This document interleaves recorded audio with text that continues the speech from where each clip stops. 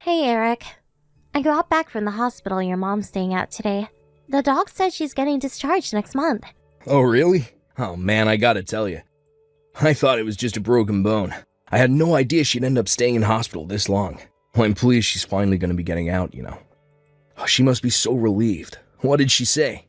I guess she is glad, but we're not out of the woods yet, There's still the minor issue of her not being able to walk at all. What are we gonna do about that? She still has to get around on crutches. Oh, so what? So, who's gonna look after her? She's gonna be all on her own if she goes back to her place. Wait a sec, you mean you're not gonna do it? Me? Are you being serious? How am I supposed to do it? I'm busy with work. You only work part-time. You've been visiting her in hospital non-stop since she got admitted, taking her things, helping her move around the ward. You're basically already her carer, so you obviously have the time. I only did those things because you asked me to. It's not like I didn't make sacrifices. Well, the only difference now is instead of helping her at the hospital, you'll be helping her at home. What's the problem? To tell you the truth, I wasn't exactly crazy about driving out to the hospital every day either. I only did it because there was no one else. Believe me, I didn't want to. Did you forget how badly she bullies me? Shouldn't that be past tense? She stopped recently, right? I think she realized the error of her ways because you were so kind to her in hospital, I bet she feels bad about the bullying now since you're constantly going out there to take her things. My mom's changed, Luna. I'm pretty sure that's only because there are other people around, and she doesn't want them to know how horrible she is to me. She still grumbles and complains about the pettiest things when it's just the two of us. Not only that, but she still barks orders at me over a message just like always. You're a big girl, babe. You're strong enough to take it. If anyone has what it takes to look after my mom, it's you. All you have to do is help her get around and keep on top of things around the house. I mean, you're so good at it by this point. It would be a shame to let your skills go to waste, right? Right? All I have to do? You talk about it like it's nothing. Do you have any idea how much of my day looking after your mom eats up? It's not a question of whether I'm capable or not. It's a question of whether I get to live my own life. Besides, my responsibilities would skyrocket. The hospital has been taking care of the food and cleaning until now, but that all fall to me at her place.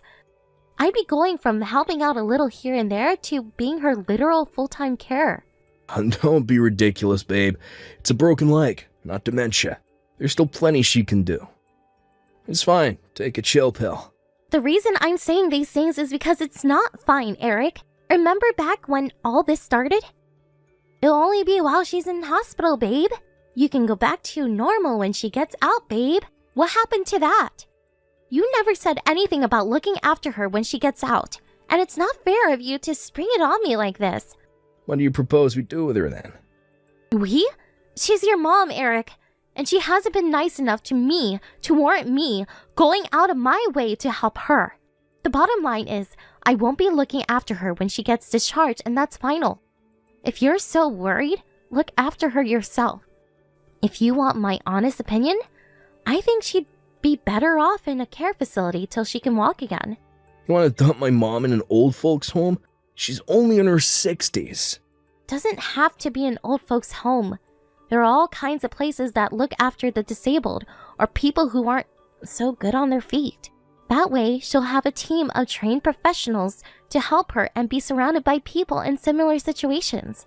Surely that beats being cooped up at home all on her own with me, dropping by at great inconvenience to myself to provide care I'm not even qualified to give? God damn it. Well, I can't believe she's finally set to get discharged, and this is your attitude.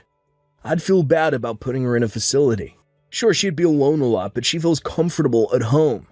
If you feel that bad, look after her yourself. She's not my problem. I work like a dog every day at the office to put food on the table for you. You can't seriously be telling me to look after my mom on top of that. I'm saying figure something out yourself.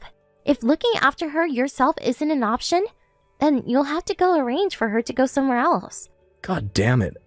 How can you be so heartless? This is the woman who gave birth to me we're talking about here. I know that. She won't let me forget. She uses the fact she's my mother-in-law as justification to treat me like her slave. Believe me, I wanted us to get along more than anything. Look after her then. Keyword being wanted. I gave up when I realized what a venomous bully she is. She clearly has no intention of building a healthy, respect-based relationship with me.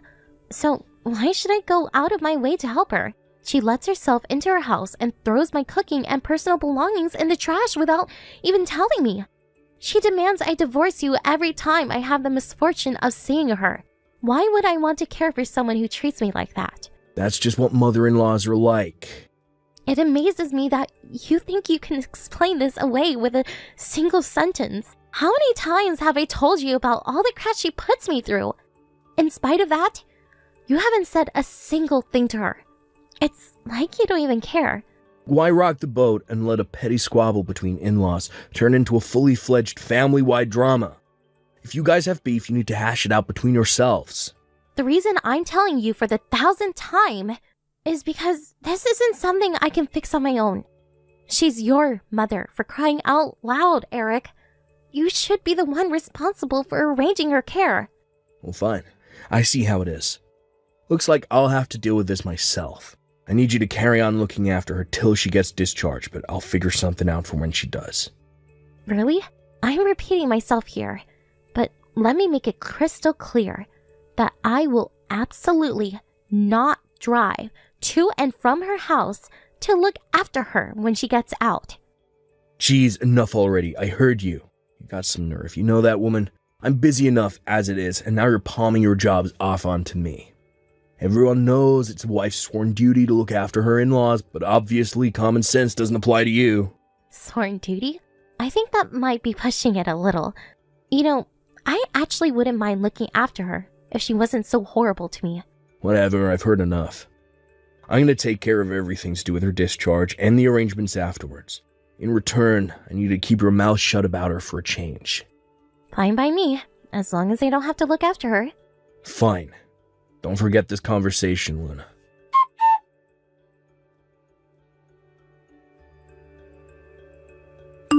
Luna, I just got done talking with Mom about what's gonna happen when she gets out of hospital. How did it go? It's good. We made a decision.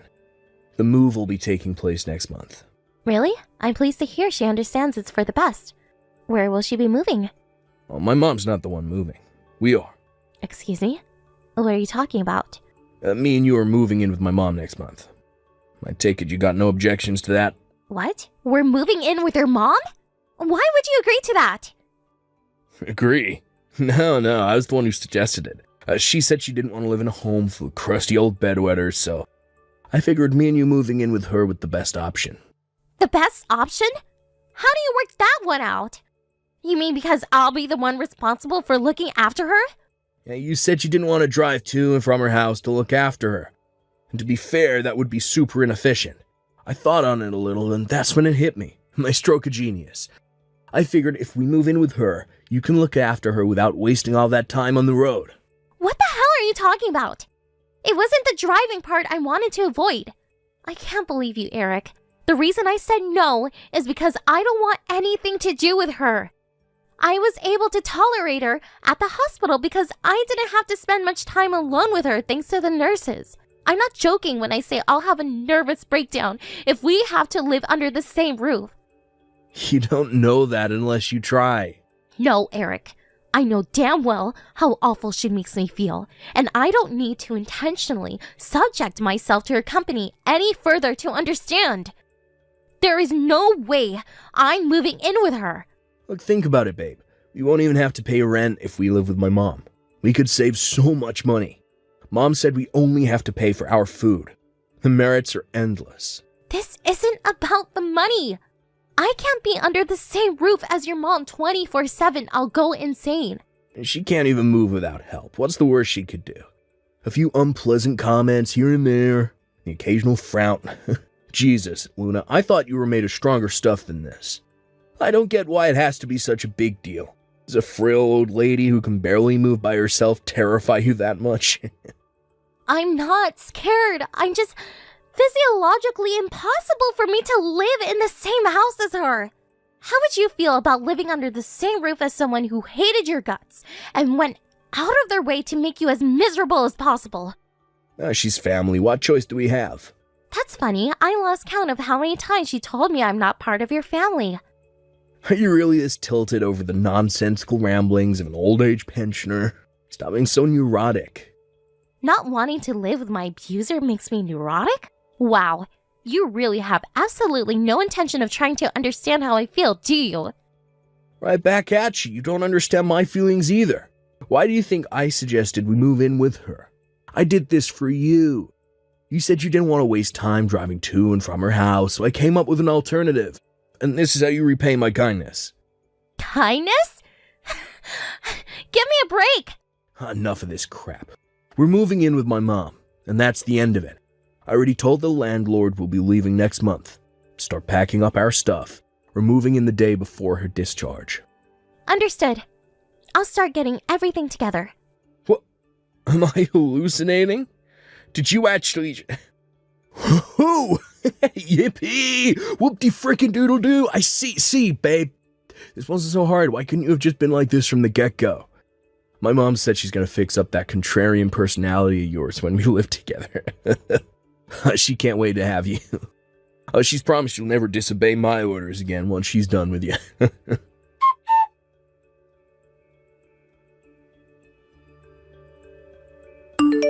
Oh, Luna, you done with everything at the apartment? Yep. I'm just about to leave and hand the key back to the landlord. Oh, good. The removal van just got to my mom's place. They're carrying our stuff in now. Cool. Jesus, Luna. Some of these boxes are so dusty. Couldn't you have made them look a little more presentable before sending them off with the removal guys? They're gonna think we're poor. And make sure you clean up once we're moved in. I'm not gonna let you make a mess of my mom's house. Do it yourself. Hey, don't disobey me, woman. I was at work all day yesterday and I'm tired. Besides, I'm exhausted from changing mom's bed sheets and taking out the trash just now. Hey, wait a sec. Hey, something's not right here. The removal guys only brought my stuff in. What happened to yours? Is there a problem? Nope, no problems. I'm not moving in with you. Good luck caring for your mom. You're not moving in with us? What? What are you talking about? This some kind of prank? I never agreed to move in the first place. That's why I won't be joining you. But you said... you said you would. Wait a second, let me check the message. Yeah, you said you understood. That was in response to you ordering me to start packing our things up. What the hell? How can you do this to me on the day of the move? If you didn't want to come, you should have just freaking told me. Go on, scroll through the messages again. I think you'll find I told you plenty of times. You just ignored me, as always. You decided we were moving in with your mom without me, so I decided not to come without you. You hardly have any right to complain. What about my poor mom? I work full time. I don't have time to be a goddamn living carer. Not my problem. I told you I didn't want anything to do with her. This could all have been avoided if you just listened. Looks like your stubborn arrogance finally came back to bite you in the ass, huh, Eric? She would have kicked the bullying into high gear when she had me at her place. I would have been so dependent on her, I wouldn't have been able to do a thing about it. There isn't a wife on the planet who'd willingly put themselves in that situation. Forget this crap, Luna. You've had your fun now. Just hurry up and get over here. No chance. If you don't come this instant, me and you are getting a divorce. I mean it, I'll do it. Great. Can't wait. Huh? I did this knowing full well it meant divorce. You're a scumbag of epic proportions, and the sooner you disappear from my life, the better. Who the hell do you think you're speaking to, bitch? You work part-time. Even worse, you're in your 30s. You don't seriously think you can get by without me around to support you. I'll take a life of potential uncertainty over the one of guaranteed misery I get living as you and your mom's slave and verbal punching bag. I'll never forgive you for this, bitch. You just made the biggest mistake of your life. If you don't get your ass over here right now, I'm telling my mom. Don't think I'm gonna let you escape. I won't sign the divorce papers. Hello? You there? Luna, answer me. Hey!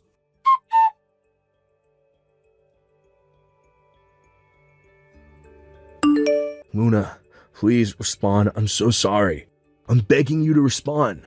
Hey, Eric. I just got done talking to my lawyer. He said if you refuse to sign the divorce papers, I can take you to divorce court.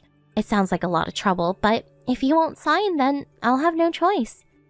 Luna, wait, please don't do this. Can't we just talk things through? What is there to talk about? Asset division?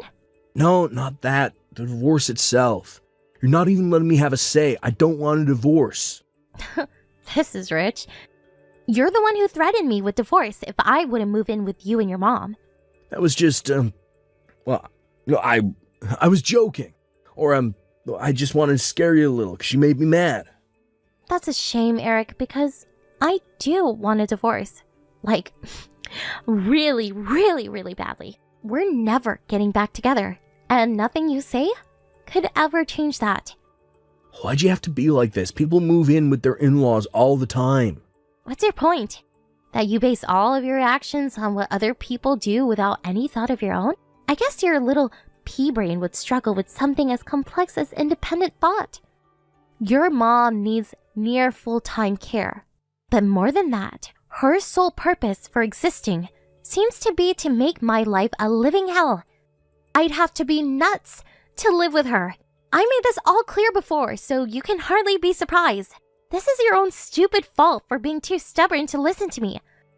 I can't be married to a guy who's not capable of communicating with me. I'm sorry, I should have asked you if it was what you wanted. I know I've been an idiot, but I was really worried about leaving my mom on my own.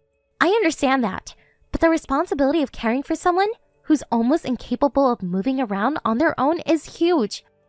It's not something that should be taken on lightly, and especially not without discussing it properly first. The fact you demand I look after your mom, despite knowing how horrible she is to me, told me all I need to know about how you really are as a person, Eric. Whatever it was I saw in you when we got married, I don't see it anymore. I wouldn't move in with your mother if you paid me. I'm sure she'll realize what an amazing person you are once we all live together. Yeah, that's it. The only reason she was like that with you up to now is because she doesn't know the real you. Remember when you said before you wanted you and her to get along? Well, this is your chance, babe. That was before she started bullying me. And please, Eric, you must think I'm a total moron. You told me she was gonna fix up my contrarian personality when we moved in together. The idea of having anything more to do with either of you makes me physically sick. I stopped seeing you as my husband the moment you start treating me like your subordinate instead of your wife.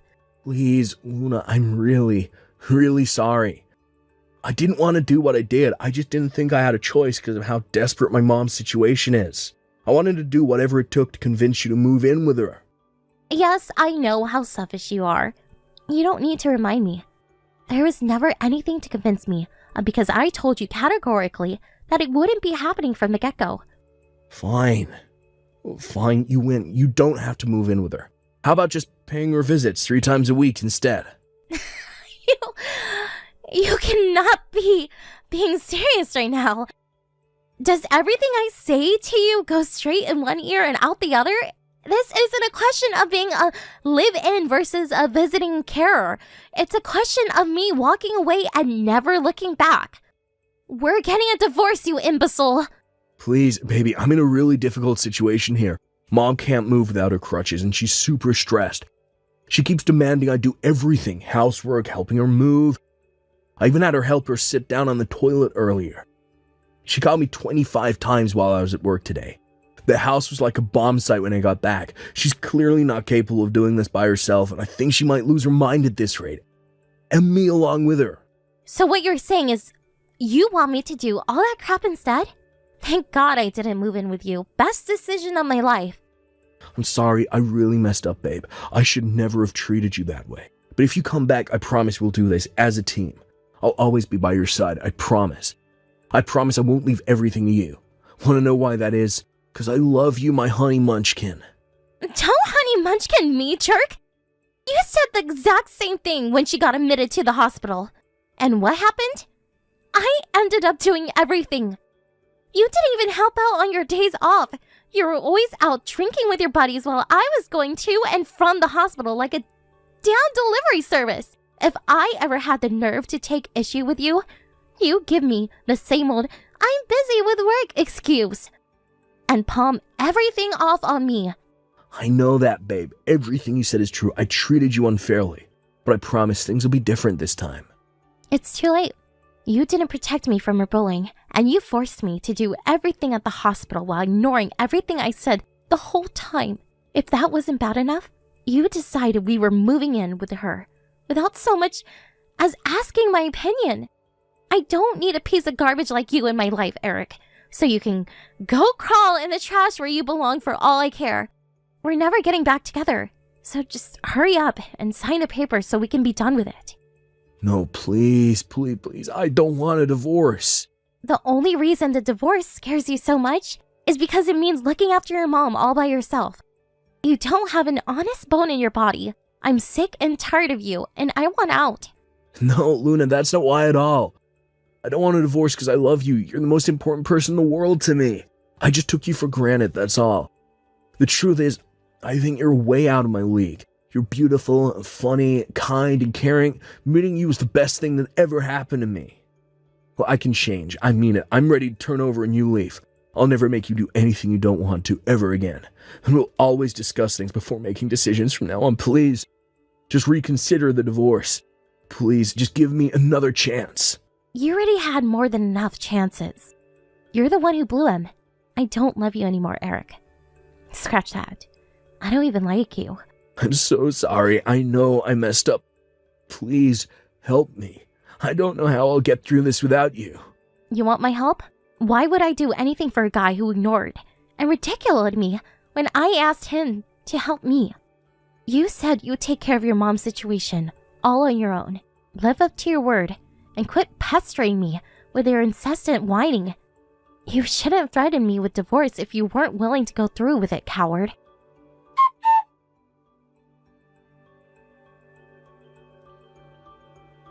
I had no choice but to take Eric to divorce court. However, in a hilarious irony, he was so busy trying to juggle the mammoth responsibility of working full-time and caring for his mom that he couldn't make it to the hearings. Which means I won by default, and I got my divorce without a hitch. The whole thing cost me more money and time than I would have liked, but I guess it's a small price to pay for cutting ties with the mother-in-law and husband from hell. I couldn't be more relieved that that phase of my life is over. Eric sent me a letter of apology through his lawyer after everything was finalized. Needless to say, the letter, on which nothing was written but a hastily scribbled, "Please take me back," went in the trash immediately. I guess he was too busy to write anything else. I like to think his writing was interrupted by yells of, "Son, I need the toilet again!" Realizing his only two options were to look after his mom himself or put her in a care home, he decided to try and set the wheels in motion for the latter. But his mom, who other than her bad leg, was absolutely fine and still pretty energetic for her age, was vehemently opposed to the idea, and gave him the telling off of a lifetime for even suggesting it. The thought that he's far too busy to look for love again is incredibly reassuring, because it means no one else will have to go through what I went through, and he has to suffer the consequences of his actions all on his own. I hope the two of them stay confined to their bitter, hostile, stress-filled world for as long as possible. That way, they won't be able to bother anyone else. I decided on a change of career while me and Eric were working through the divorce proceedings and started studying to be a carer. I passed my exams with flying colors after a year of study, and now I work full-time in a care home. You might think that's odd, but it wasn't because I didn't like the thought of looking after people that I refused to move in with Eric's mom. It was because I didn't want to look after her. Things can get stressful at work, but it's nothing compared to what I went through back then. And while I may come home exhausted every night, I know I'm making a difference in the world. And that's an amazing feeling. Want to know something else that's nice? Getting paid for my work. If I'd have been dumb enough to move in with Eric's mom, I wouldn't have seen a cent for my efforts. I'd be lying if I said I wasn't anxious about what the future might hold back at the time of the divorce, but everything went surprisingly smoothly, and I'm enjoying adjusting to my new life. I'll never suppress my feelings for the sake of another person, again. Because if we do that, whose life are we really living? My number one priority is my own happiness from here on out. Who knows? Maybe someday I'll meet someone to share it with. Hey there, Vicky. Is now a good time to talk? I actually had a little thing that I wanted to ask you. Oh, hey there, Lana. Don't tell me that you're about to ask for what I think you are. Again. Oh, but come on, you know how important this is to me, and I don't have anyone else that I can go to about this. I understand that, but it's not like you're asking for some kind of simple favor that's just one and done. I know, but you have to know that it's not like I want to have to ask you like this, right? It's just that you've always been someone that I can count on, and I really, really need your help right now. You know I wouldn't be doing this if it wasn't serious, right? You say that, but I'm just wondering if you really tried everything that you can do first. Because I just feel like you and your husband are always asking me for favors. And the last time when you came to ask me if I could give you any money, you said it would be the last time that you asked for anything. I know I said that, but that was only because I thought that things were going fine with Rick and his job search. Needless to say, things did not exactly go as we hoped they would.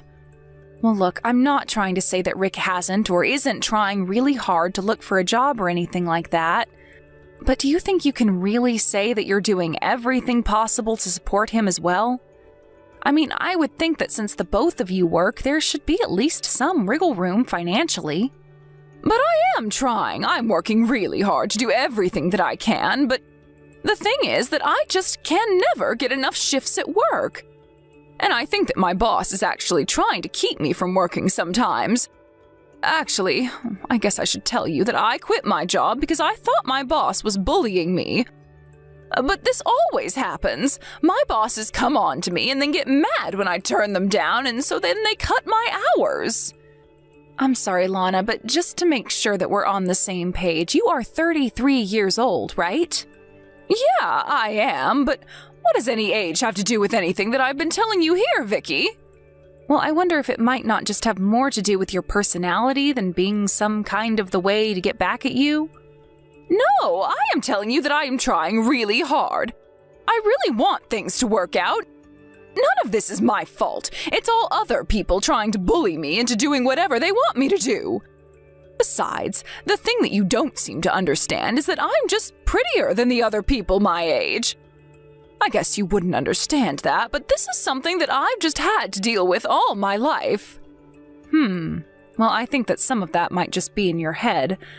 I mean, if you really think that you're always the prettiest in the room, then maybe look around a little more. Besides, I already know that it's not exactly like you like working. You've already talked about how if you could, you would make it so that you never have to work again. Okay, so maybe some of that is true, but that still doesn't mean that I'll refuse to work and the situation calls for it. Wait a second, that reminds me. You said that you had some business partner of yours whose CEO was looking for a secretary, right? You know, that's the kind of job that sounds just perfect to me. I think I would make a really great secretary now that I think about it. Huh? You make it sound as if being a secretary has been a dream job of yours or something. But I also wonder if that's because you don't quite understand just how much work that would actually entail. I mean, it really isn't an easy position, and if you're just picturing sitting around at a desk all day, then you've got things very wrong. Well, then what if you hired Rick for your company? After all, you are the CEO, so you should be able to make that happen easily, right? I mean, on paper, yes, I could make that happen. But given that I would be hiring my brother-in-law, that wouldn't look very good on me. But Rick is more than welcome to apply to the company and go through the hiring process if he wants. The only thing that I know you've told me about how Rick can have angry outbursts and has a habit of sloughing off his work onto others. Not only that, but you've also told me that he's gotten into trouble for taking time off without telling anyone beforehand. He's just a very idiosyncratic guy, that's all. I promise you that he's not really as bad as he sounds. Look, I understand the position you're in, and this pains me to say this, but maybe you should rethink your relationship with Rick. Vicky! What is the matter with you? How could you even say something like that to me? You really think that I should leave my husband just because he doesn't make a ton of money? I honestly can't believe that I'm hearing something like that from my own sister. You do know that it's not like I married him for his money-making skills in the first place, right? I married him because I love him. Okay then, Lana, if you two really love each other so much, then it makes it all the more difficult to believe that the two of you have really exhausted every option to support one another.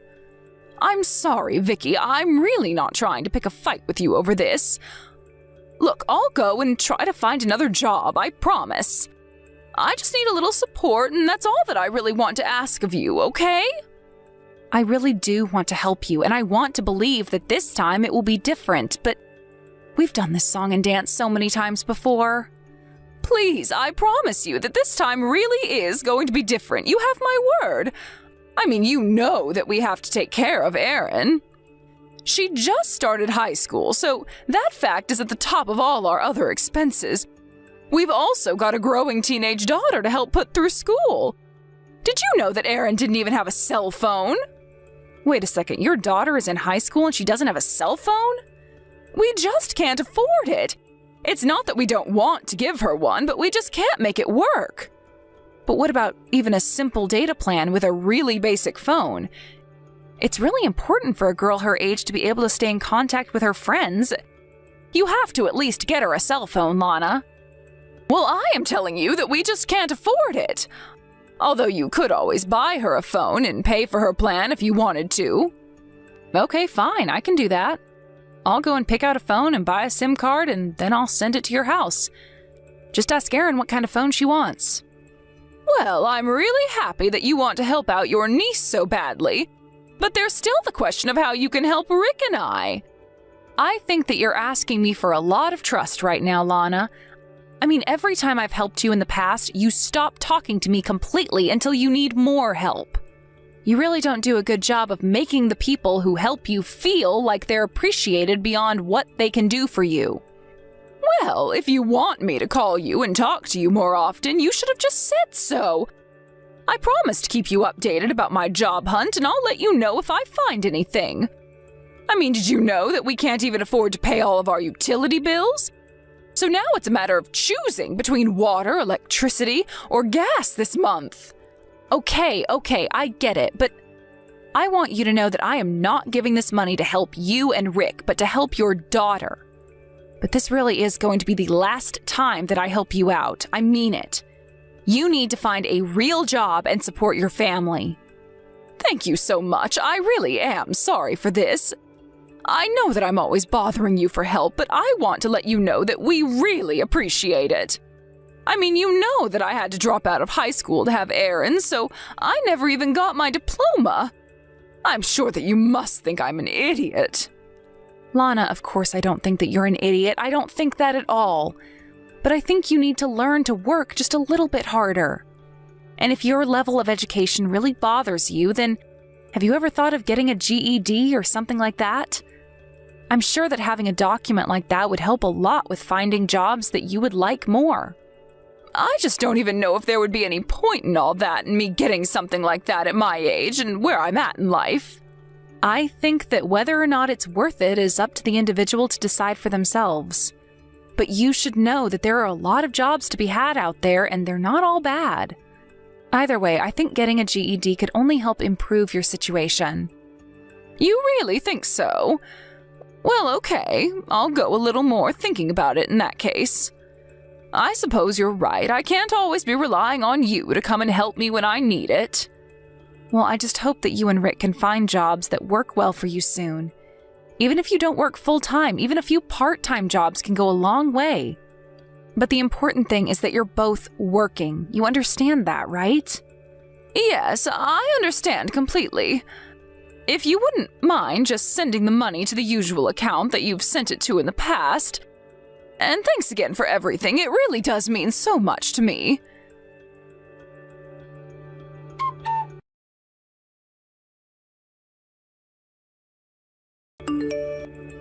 Hey there, Vicky. I was just wondering if you wouldn't mind sending us another $2,000? Wait, what? But I just gave you all some money last month, didn't I?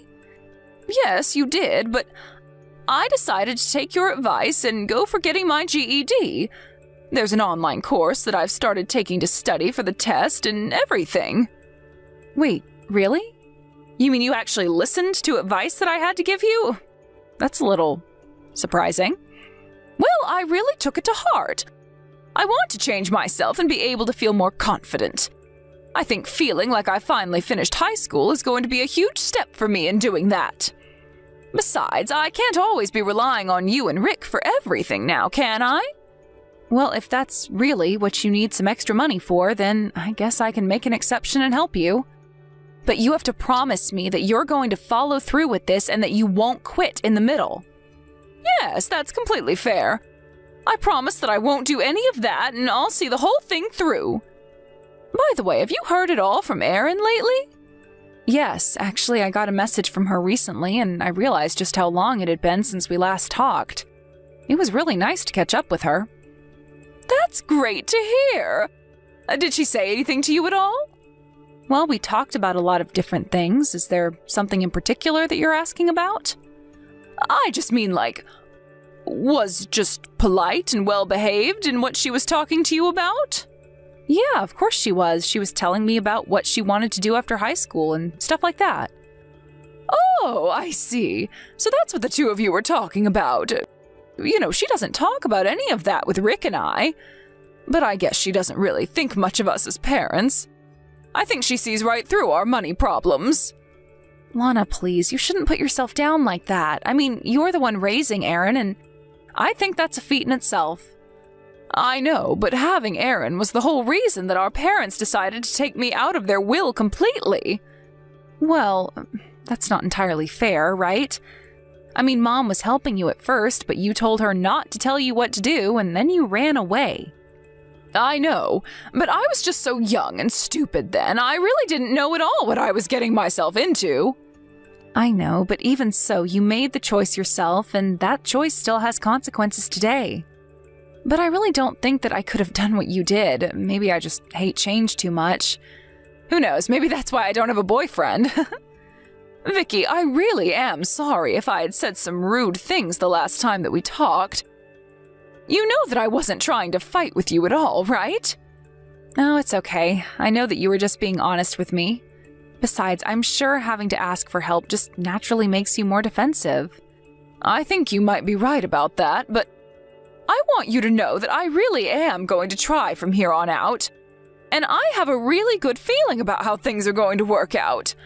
I know it's going to be difficult and challenging, but I'm actually excited for the first time in a long time to be learning something. I just want to be a mom that my daughter can be proud of.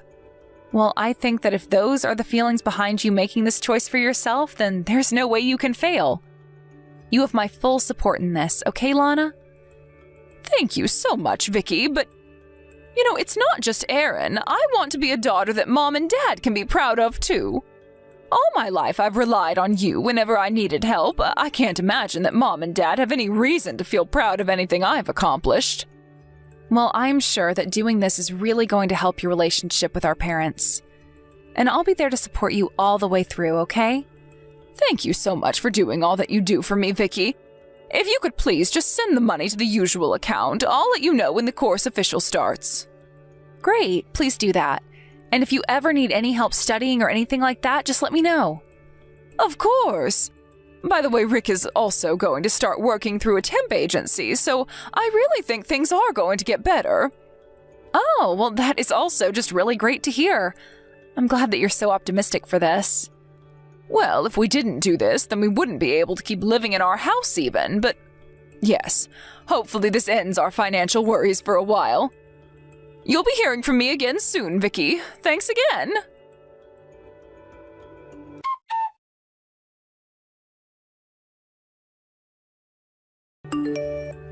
Hey, Aunt Vicky, are you there? Do you have some time to talk to me? Oh, Erin, what a lovely surprise. Of course we can talk. Is everything okay? I was just wondering if you were already done working for the day? If you're still busy, then we can have this conversation at another time. I don't mind. I was actually just about to head home, so you reached out to me at the perfect time. Thank you for asking, though. Your mom was asking to make sure you were being polite with me the other day, and I told her that you always are. But you don't have to worry about whether I'm at work or not. I always enjoy getting to talk with you. I know, but I just heard from my mom that you were really, really busy with work is all. I am busy, yes, but I wouldn't say that I'm any more busy than anyone else who works for me. Anyways, what did you want to talk to me about? Is there something on your mind? Well, I just thought you should know that I'm looking for a job. I dropped out of high school and I want to work now. Wait, what? What do you mean? Are you serious about that, Aaron? And so that's what I wanted to talk to you about. Even if it's part-time work, I'm open for anything. I just want to save up enough money so that I can move out and live on my own already. Now, hold on just one moment. So you really dropped out of school just to work? Why would you do something like that? Did something happen at school that made you want to quit? Is everything okay? I wouldn't say that everything is okay, but it didn't have anything to do with school, if that's what you want to know. I see, but then what did happen to make you want to go and do something like this? I just need money right now.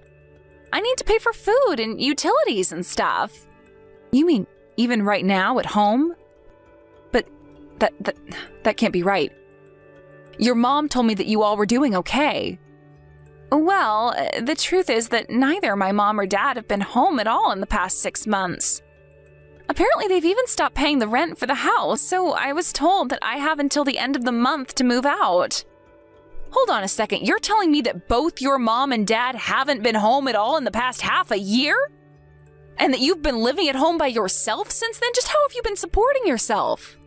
Well, when I started high school, I also went out looking for some part-time work, but doing that in school, I was only able to make a couple $100 a month.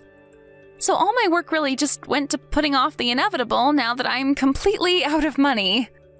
There is no way that you would be able to cover the utilities, groceries, and whatever else you might need with so little money. I know, and school has been so much more difficult than I thought.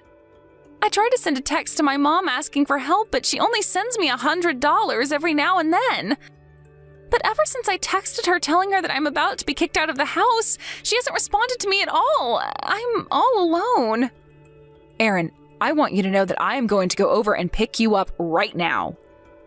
Wait, you're going to come all the way here? But isn't it a really long drive for you? It's a bit far, but I'll still be able to make it there before midnight. I want you to start packing up your bags and pick some things that you want to keep. You're going to live with me from now on. You really mean it? You really don't mind if I go and live with you, Aunt Vicky? Of course you can come and live with me. You didn't think that I was just going to leave you in such a horrible situation, right? Thank you so much, Auntie. I don't know what else to say. Well, I was just thinking that you and I hardly ever see each other, but now I realize that I should have been keeping a much closer eye on you. I am so sorry you're going through all of this. I really had no idea any of this was happening. I guess that means I can finally make up my mind. Make up your mind about what, sweetie? What are you talking about? I mean that this whole time I thought that no matter how bad my parents were, that I could never just forget about them because they were my parents. I knew that they weren't the most responsible people, but they were mine, even if they hardly ever paid any attention to me. I was so patient with them, always giving them second chances and trusting them, but now that they've done this, I know exactly how they really feel about me. Oh, Aaron, no child your age should have been going through what you are now. You should have adults in your life who you can count on. I hope you know that I'll always be there for you. I mean, you aren't even legally an adult. I know that both you and your mom might think being in high school means you're a grown-up, but there's a lot to learn. Well, thank you so much for wanting to be there for me, Auntie. It really does mean so much. I guess I'll go and start packing up my things. But you should know that you are not going to be working at my company. While you're living with me, you are to concentrate on studying and having fun, and that's that.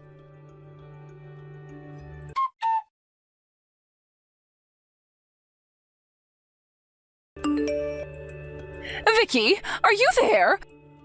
You're not going to believe this, but Aaron stole all our money and ran away. What do you mean? I mean that she stole all of our money and ran away from home.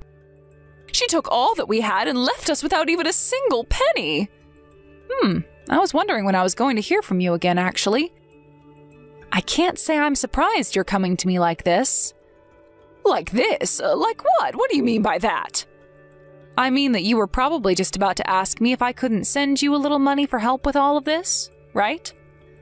But, I mean, this isn't our fault. We were robbed.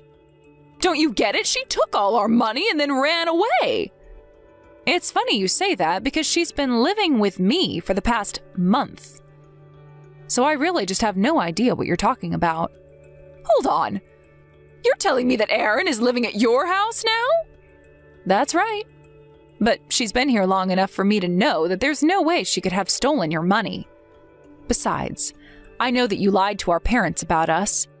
You said that I never help you out, you begged them for money and told them never to bring it up with me. So basically, you've been double dipping in all the money you've convinced people to send you. No, it isn't like that at all. I just didn't want you to be burdened with supporting us single-handedly. Oh, please, I already know that Rick hasn't had a job in years, or at least nothing even part-time in the last 6 months. Instead, you two have been traveling abroad, isn't that right? Probably going from country to country where the exchange rate is good and living off all the money you've gotten. You even left your own daughter behind just so you would have one less mouth to feed on your trips. But the only reason I was ever sending you money was because I wanted to make sure that Erin had all that she would need to succeed. Well, it's not like we left her homeless. Besides, she is old enough to work. That doesn't matter. She just started high school and you left her at home to fend for herself for months. Besides, don't you know that Erin can only afford to go to the school she's going to because they offered her a scholarship? She isn't going to public school. And if she can't do her work, then she won't hold on to her scholarship. Erin was just about to drop out, just like you, before she reached out to me. Hold on a second, I didn't know any of that. You can't blame me if Erin didn't tell me that about the school that she was going to. Even if you were telling the truth, that still just proves that you're not fit to take care of Erin anymore.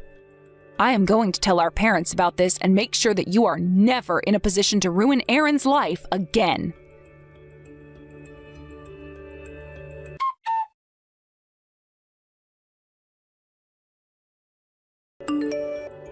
After that, I spoke to my parents, who said they always thought that I had some kind of grudge against my sister. I explained how she tricked us both to get the most money she could. I explained about how they had left behind Erin for money while they were traveling around in the countries where their dollars would go the farthest, all while taking side jobs here and there to tide themselves over. Of course, we all agreed to stop giving them any more money. When they came back from their trip, their apartment was already being rented to someone else, and they had nowhere to go. They begged our parents to let them stay with them, but they refused. In the end, both of them had to quickly find jobs and moved into a tiny apartment that they could barely afford.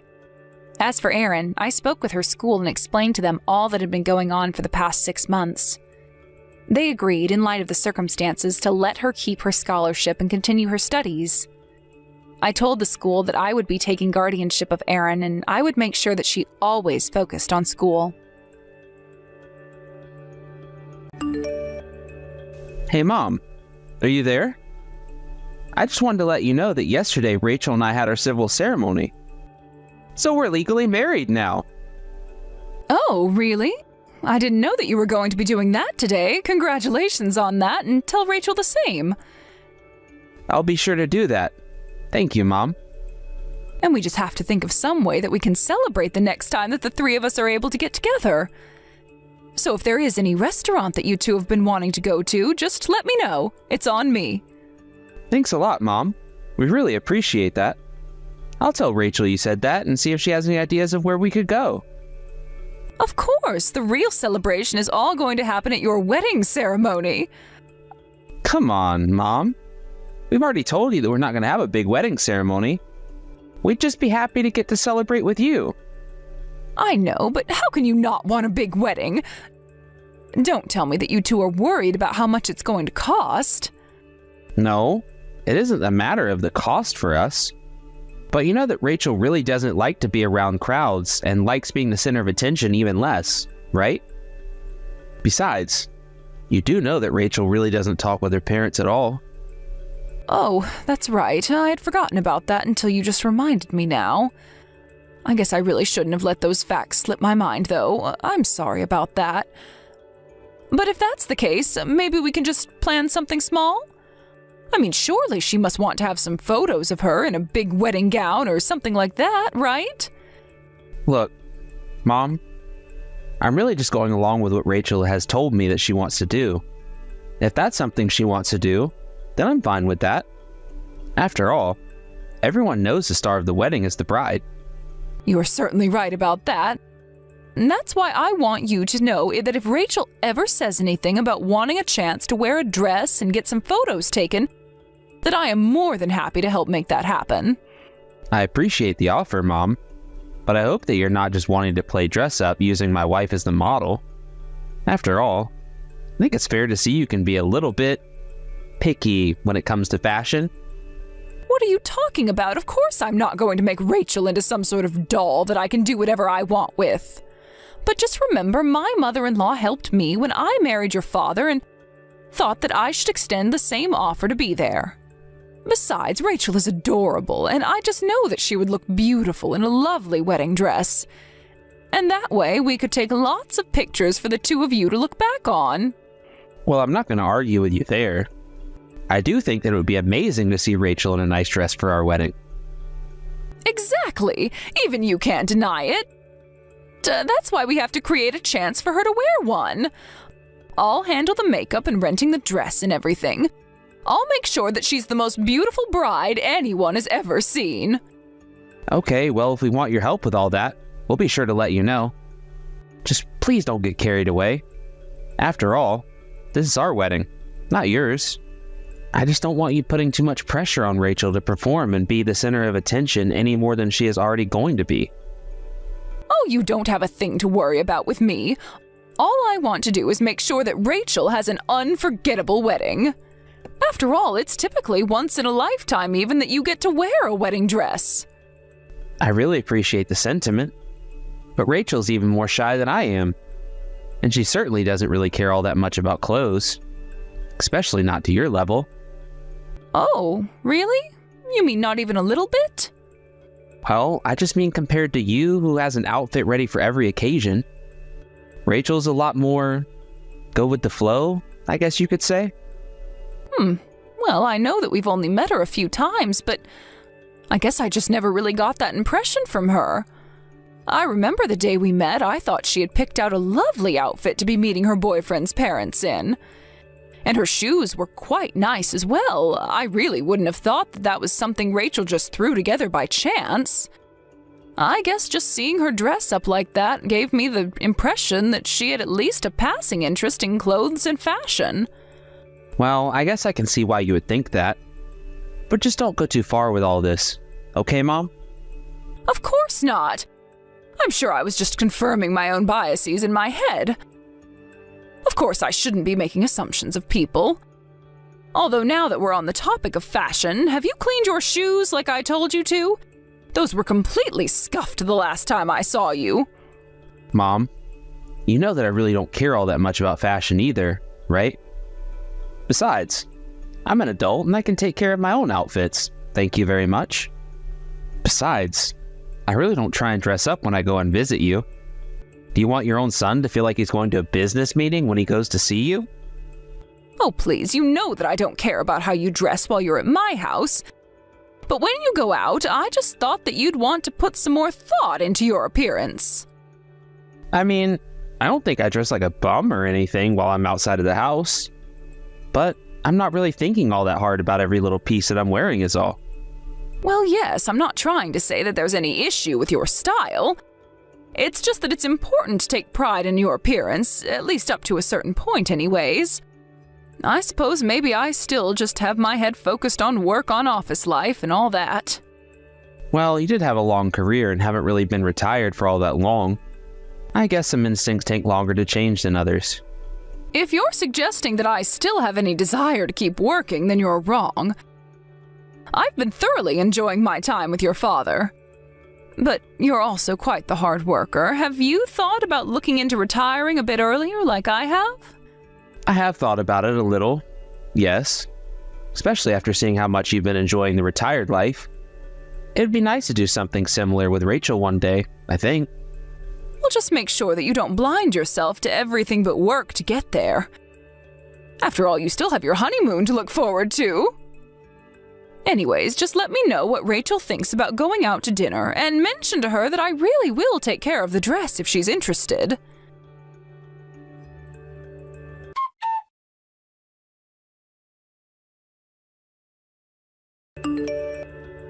Hi there, Laura.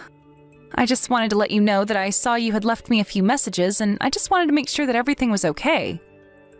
Oh, hello, Rachel. I was just curious as to where you are right now. You want to know where I am? Well, I'm just at the house right now. But that's not actually true, is it?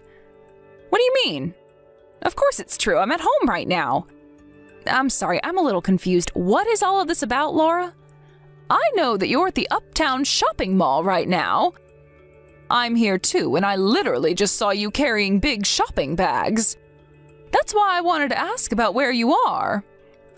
I really don't know what to say to that, except that I'm not at any shopping mall and I really am home. Are you sure that you saw the right person? Maybe it was someone else. You're saying that you think I only saw someone who looks like you and that you're not actually at the mall? But I was sure it was you. You were wearing a black dress and you were talking with some man. Do you understand why a sight like that might have me a little worried and wanting to talk to you? Laura, I am sorry, but I see exactly what you're saying, and quite frankly, I'm more than just a little offended. I haven't left the house once today, and I really don't want to have to repeat that again. You might have seen someone who looked like me, but I am not that person. I am not talking to any strange men, and I have no shopping bags in my hands, okay? But I really did see someone who looked just like you. This doesn't make any sense. Okay, let me be frank with you. Do you have any evidence at all about what you're claiming? I mean, did you happen to take a picture of this person who you think looks like me? No, I didn't take a picture of her, of course. Well, if you don't have any proof that we can confirm what you're saying against it, it seems to me that there's a high chance that you're wrong. I mean, no offense, but I've known other people who, when they get to your age, swear they are always seeing things that aren't really there, so maybe you should be talking about this with your doctor and not me. Now hold on just a second, even if I did make a mistake. I am certainly not so old as to have that be the problem. But I understand that perhaps I'm not the best position to carry on with this line of questioning. If you had any kind of proof at all, things might be different, but you don't, and that's a big problem. Or is this just your way of having fun? Do you enjoy treating your daughter-in-law like this, leveling baseless accusations against me just so that I'm always on a back foot trying to defend myself? Of course not, Rachel. It's nothing like that at all. I mean, I am so happy that you're with my son and that you both make each other happy. It was really difficult for me to muster up the courage to ask you about the person that I saw. Well, I guess it's a good thing we got to the bottom of this and know that you were just mistaken. Because I find it very upsetting that you all but accused me of cheating on my husband so soon after we've just been married. And so you're really telling me the truth about you being at home right now? You really haven't left the house at all? Laura, you really have no right to still be asking me about this when you don't have any proof of what you're talking about. Now I am really starting to get upset with you. I thought that you and I were getting along well, but maybe now I should rethink how I feel about you.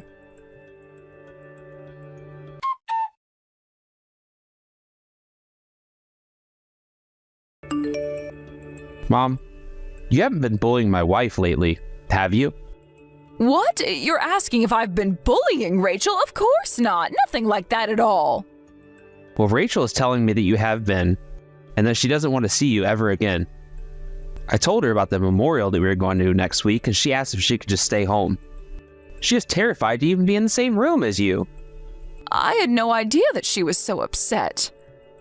She was crying to me about you, Mom. She was saying that you have a whole other side to you that you don't let your family see. I've never seen her so upset. Okay, come on, I really don't think that I'm that scary. If there's anyone to be scared of, it's Rachel. And just what is that supposed to mean? Mom, you do realize that you're in big trouble right now, don't you? I don't want to fight with you, but you can't treat my wife the way that you've been treating her, okay? So just please apologize to her. Hold on, you're telling me that I have to apologize to her? Well, of course you do, Mom. I don't think you get it. Rachel wants to stop talking to you entirely. That's how upset she is. Oh, well, if that's what she wants, then fine.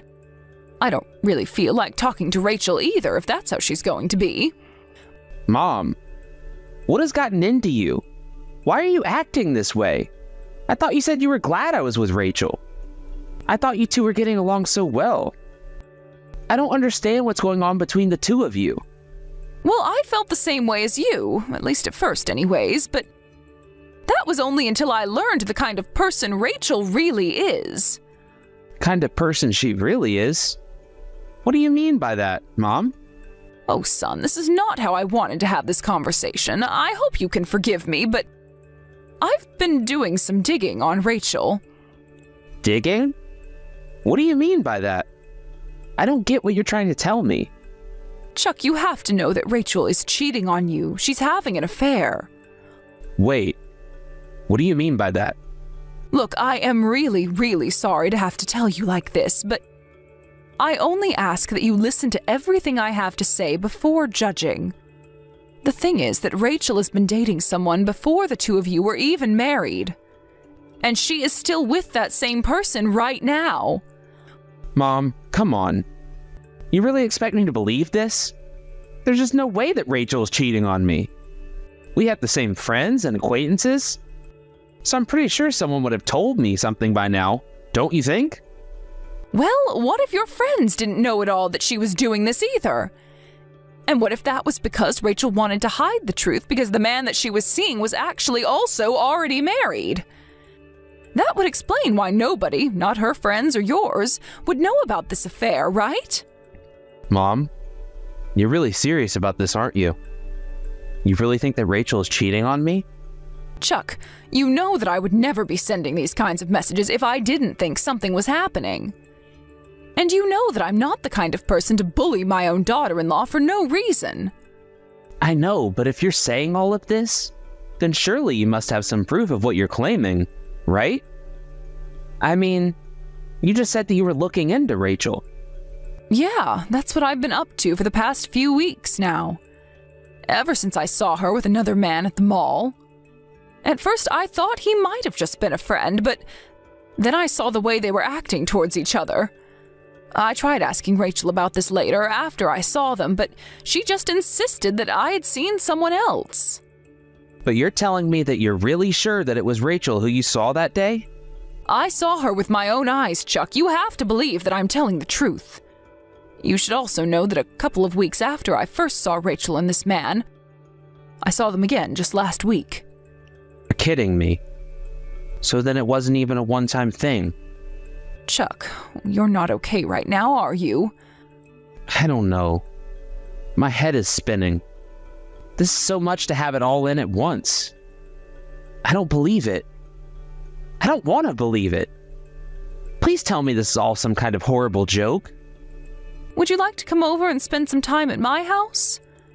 I have some documents and photos that I'd like to show you. They were all given to me by the PI that I hired to look into Rachel. I know this isn't easy, but I really think that you should take a lot of the evidence that we have. Yeah, I guess I can come back home today if you think it's best. But isn't Rachel at home with you right now? Are you going to have to talk to her about visiting me? After all, you do realize that this is probably going to lead to you two having to talk all of this between yourselves, right? I know, but I have to trust Rachel until I've seen enough that I don't have any more reasons to. I understand. Well, I don't want to make you do anything that you don't want to do, but you should know the truth. And either way, you're welcome back here anytime.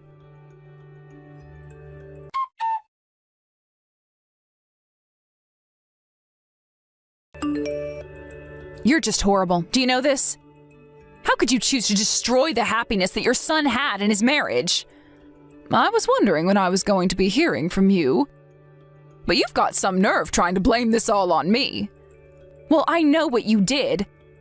Chuck confronted me and he told me to tell him everything, so I told him the truth.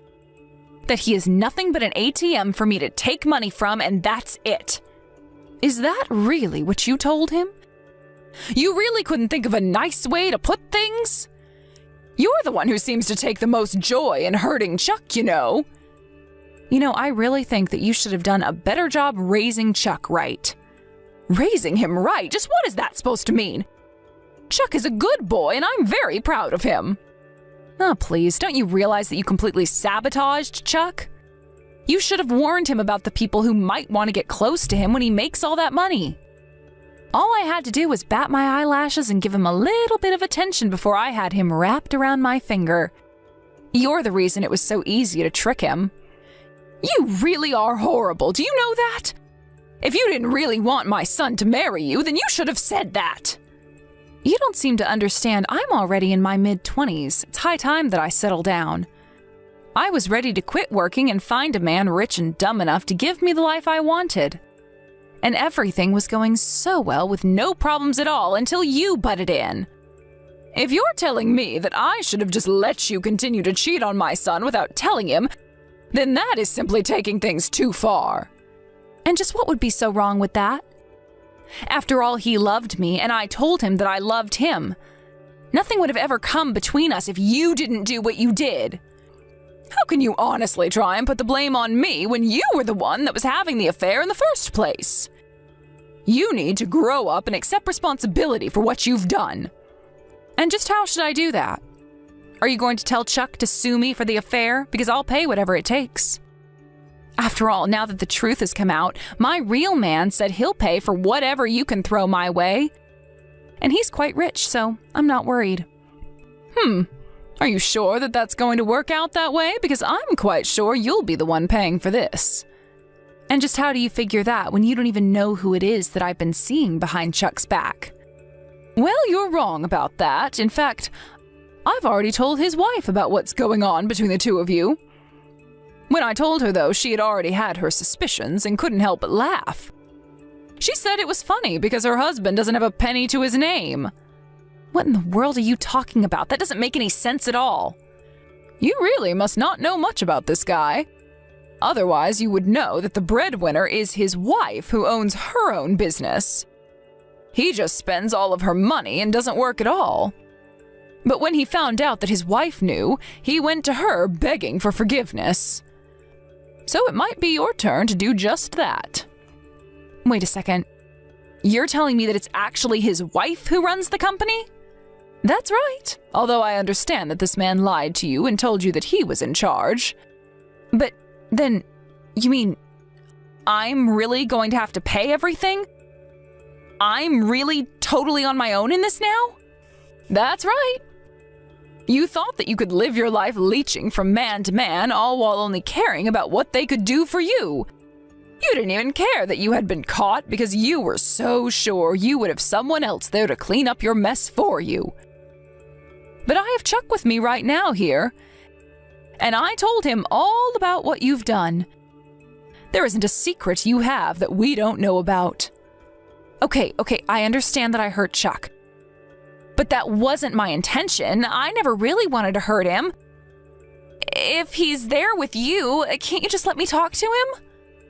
No, there is nothing to talk about. Chuck has already told me that he plans to divorce you and sue you for the affair. So I would quit wasting any more energy trying to plead with me to speak with Chuck. Your time would be better spent looking for a good lawyer. But this isn't how things were supposed to go for me. It wasn't supposed to happen like this. Please, you can't do this to me. I am not doing anything to you. All I've done is let my son know the truth.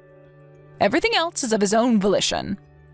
If you're looking for someone to blame, you have no one to turn to but yourself for answers. You lied and manipulated my son. Then you tried to gaslight me into thinking that I didn't see what I knew I saw with my own eyes. But now your lies have finally caught up to you, and you are going to pay for what you've done.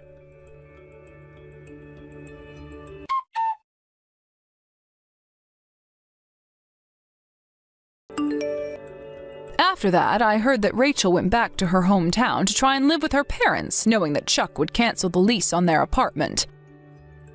Unfortunately for her, she didn't think things very far through, as Chuck's lawyer had to forward her his letter to her parents' house as well. I hadn't told Rachel's parents what had happened, but when they saw and read the letter outlining the lawsuit she was facing, they learned all about what a liar their daughter was. Rachel begged and pleaded with them to help her out and that she didn't have anywhere else to go to for help. Her parents agreed to pay all her legal fees, but in exchange, she would have to find a job in her hometown and would be under strict supervision from her parents.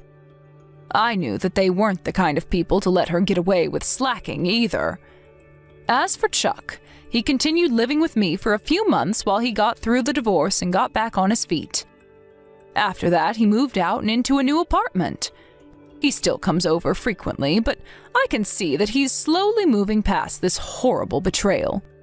I only hope that one day my son will be able to trust someone the way that he once trusted Rachel.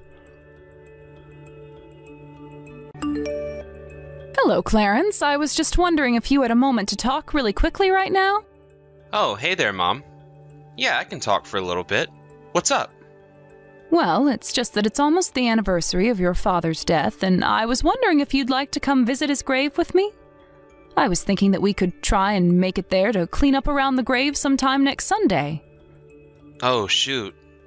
I really don't think that Sunday is going to work. I already have plans for that day.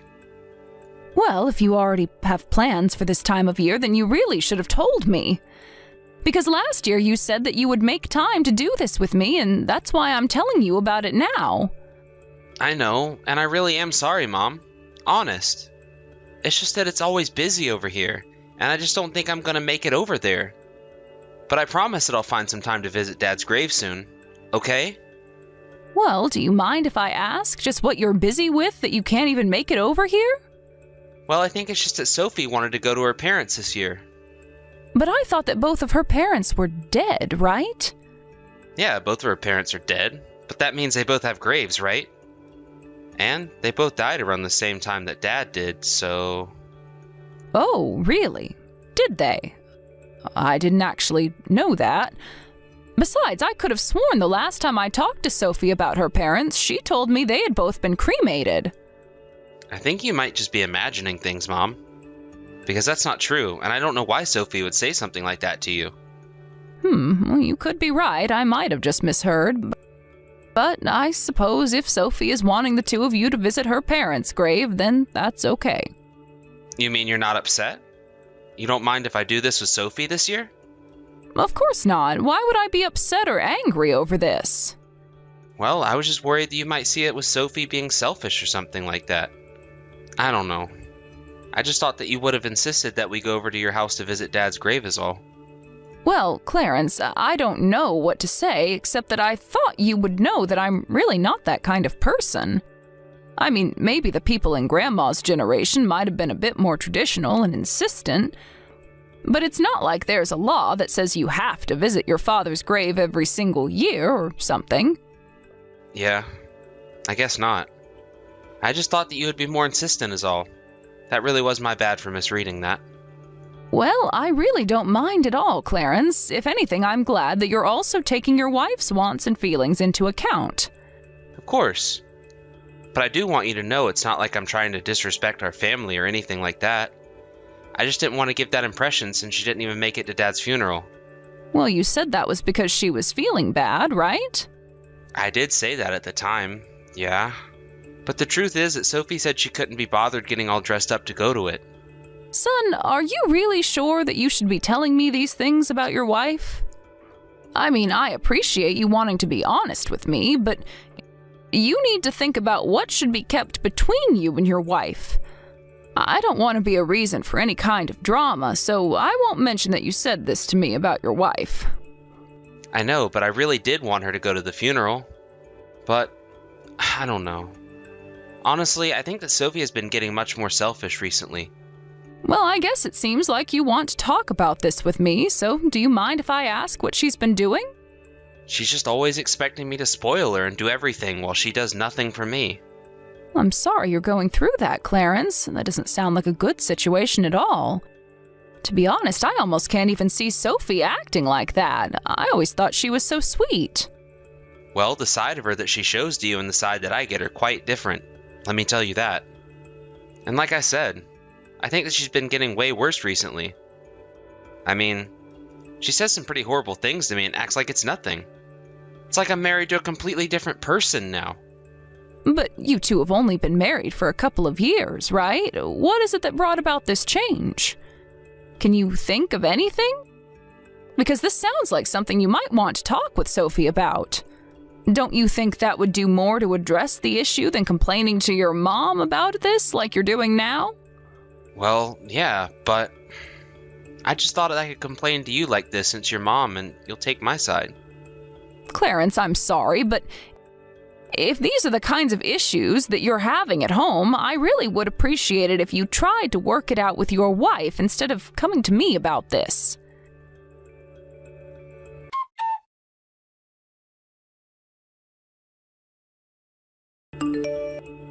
Hello, Clarence. I just wanted to let you know that I've just received a message from Tiffany.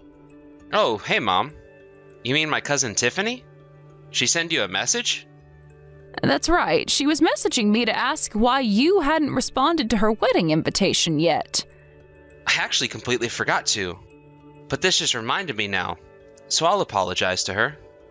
You are going to attend her wedding, aren't you? I can tell her that you'll be there, yes?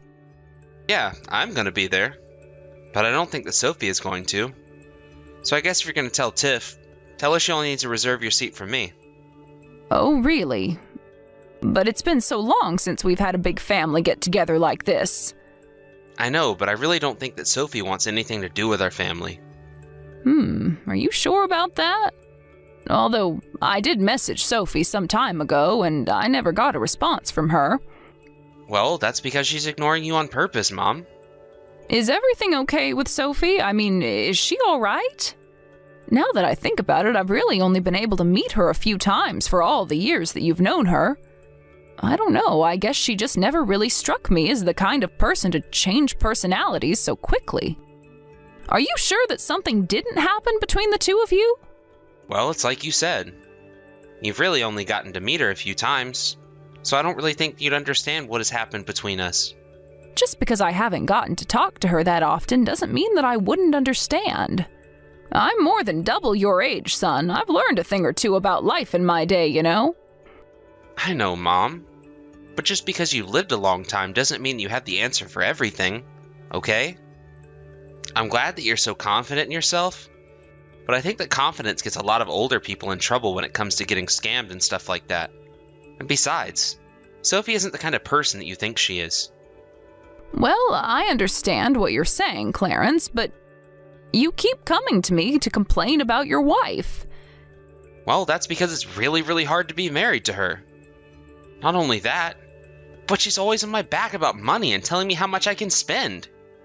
Is she not giving you enough money to get through the work week? That's right.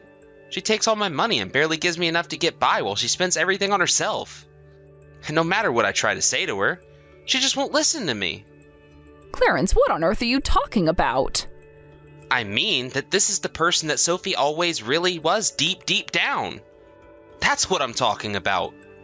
I'm talking about how Sophie tricked me and how she puts me through hell every single day. She doesn't do anything around the house. She just runs around spending all our money.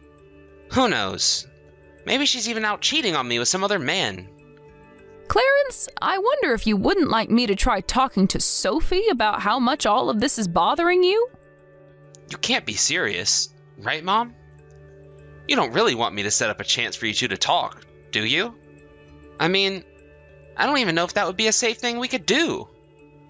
Besides, no matter what I try to tell her, I know she won't listen. Well, then maybe I can just go to your house and talk to her in person there. I just don't think that she's going to want to meet with you at all. Please, Mom, you don't have to do this. Thank you for the offer, though.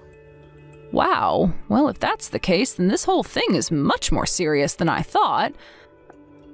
I'm really sorry, Clarence. I suppose I should have been more worried about this from the very start. Well, I'm just glad that you're starting to understand just how serious the situation is now, Mom. Because I really don't know how much longer I can stay in the marriage.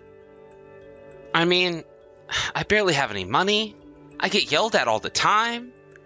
This just isn't how I pictured my life going. You know, she doesn't even cook for me when I get home. And I have to ration the money she gives me so that I can afford lunch every day. Even if most days it just ends up being a few pieces of bread. Son, do you want to come and stay with me for a little bit? I don't live all that far from the city, so you should still be able to get to work just fine. And maybe it would be good to put some distance between you and Sophie for the time being. No way! I could never ever go and stay with you like that, Mom. I know that we can work this out if we try.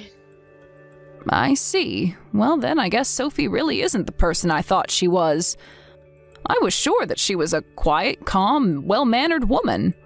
I certainly hope that whatever you do, you find a way to get back the woman that you thought you married. Thanks, Mom. I don't know how I'm going to make it work. But that doesn't mean I should just give up.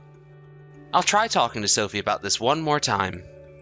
I really think that would be a good idea. I think that a lot can be accomplished over the course of an open conversation. Thank you so much, Mom. There's just one last little thing that I have to ask of you. I was just wondering if you wouldn't mind buying a gift that I could give to Tiffany for her wedding. The thing is that Sophie would never give me enough to buy any kind of serious gift to bring, so... I see. Well, if it's money you're worried about, don't be. I'll be more than happy to buy something and say it's a gift from you. You really are the best, Mom. I owe you so much. I just wanted you to know all of this so that if something were to happen to Sophie and I, it wouldn't surprise you is all. I understand, Clarence. Thank you for talking to me about all of this. I really do hope that you two can figure out a way to get along again. I really am worried about you, son, but I'm glad that you talked to me about this. Thanks for understanding, Mom. I really do appreciate it. I know that I can be difficult to deal with when I get like this. What are you talking about? You're not like anything, Clarence, I promise. Being married isn't always easy, and sometimes couples go through these kinds of things. Well then, hopefully that means that if I just hang on a little longer, we'll be able to get through this. I'll let you know if anything else happens, Mom.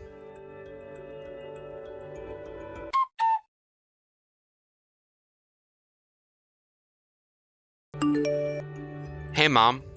I was just wondering if you had a moment to talk really quick. Hello, Clarence. I'm actually glad that you messaged me. I had something that I wanted to talk to you about concerning Sophie. Well, what a coincidence. That's exactly why I'm messaging you right now, too. I wanted to tell you that Sophie and I are going to get a divorce. I'm sick and tired of her taking all my money and verbally abusing me. I really just can't stand by and watch this go on any longer. You should know that I am standing outside of your house right now, and I am ready to take her straight to the police. Wait, what? Mom, you've got to slow down. You can't just do that. I mean, why would you take her to the police anyways? Don't you think that's going a bit far? We just decided to get a divorce, so I would just keep your distance from Sophie for a while. What are you talking about? I would be taking her to the police for her own protection. After all, you've been hitting her, haven't you? What do you mean by that? You think I was hitting Sophie? Of course I wasn't doing anything like that. Well, then would you care to explain to me why her face is all red and swollen? Or why her hair is a total mess? You did that to her, didn't you? How could you treat your own wife like that, Clarence? Wait a second. Are you and Sophie together right now? That's right. I happened to be out doing some shopping when I ended up near your neighborhood. Just then, I happened to see Sophie walking around the block, but I almost didn't recognize her. She looked so disheveled. And when I asked her what happened, she broke down and told me everything. Mom, you can't trust a word that Sophie has to say to you. I mean it. Don't you see that she's just tricking you? It's clear to me now that you're the one that I shouldn't have trusted, Clarence. You've been a liar this whole time. Anyways, I'm going to take your wife and we are going to report what you've done to the police. If I see you come around my house, you are going to be in serious trouble. Do you understand?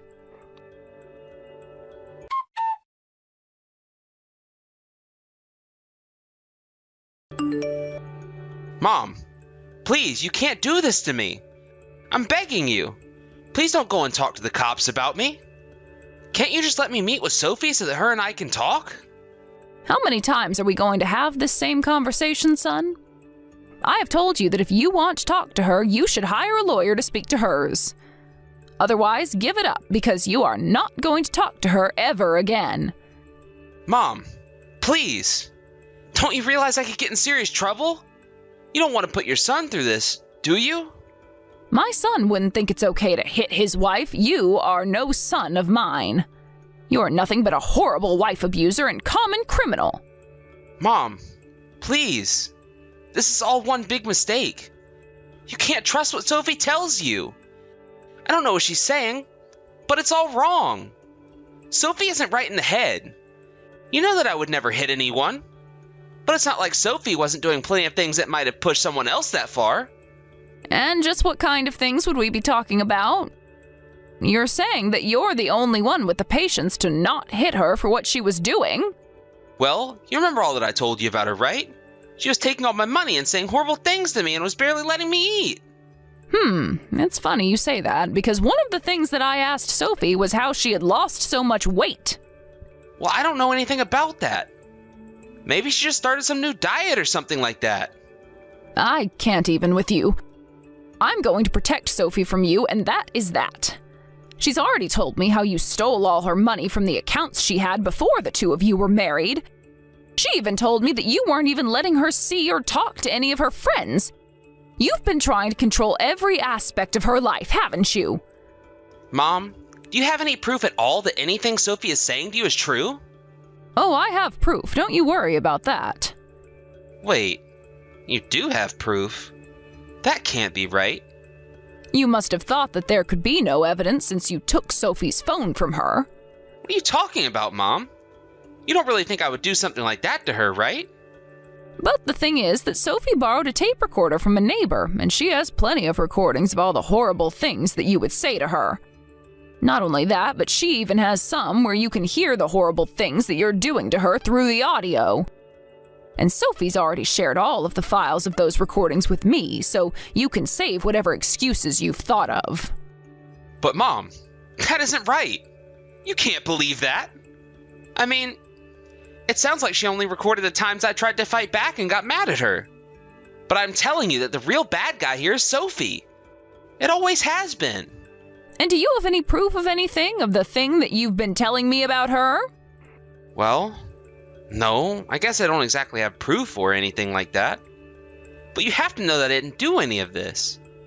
I wonder if you even know that you're lying right now. Does it not bother you to try and trick your mom like this? It's so obvious that you're just interested in protecting yourself and avoiding any kind of consequences right now. I don't believe it. My own mother turned against me through the horrible lies and false accusations? And just what about Sophie's money? She told me that she had tens of thousands of dollars saved up and that you spent all of it.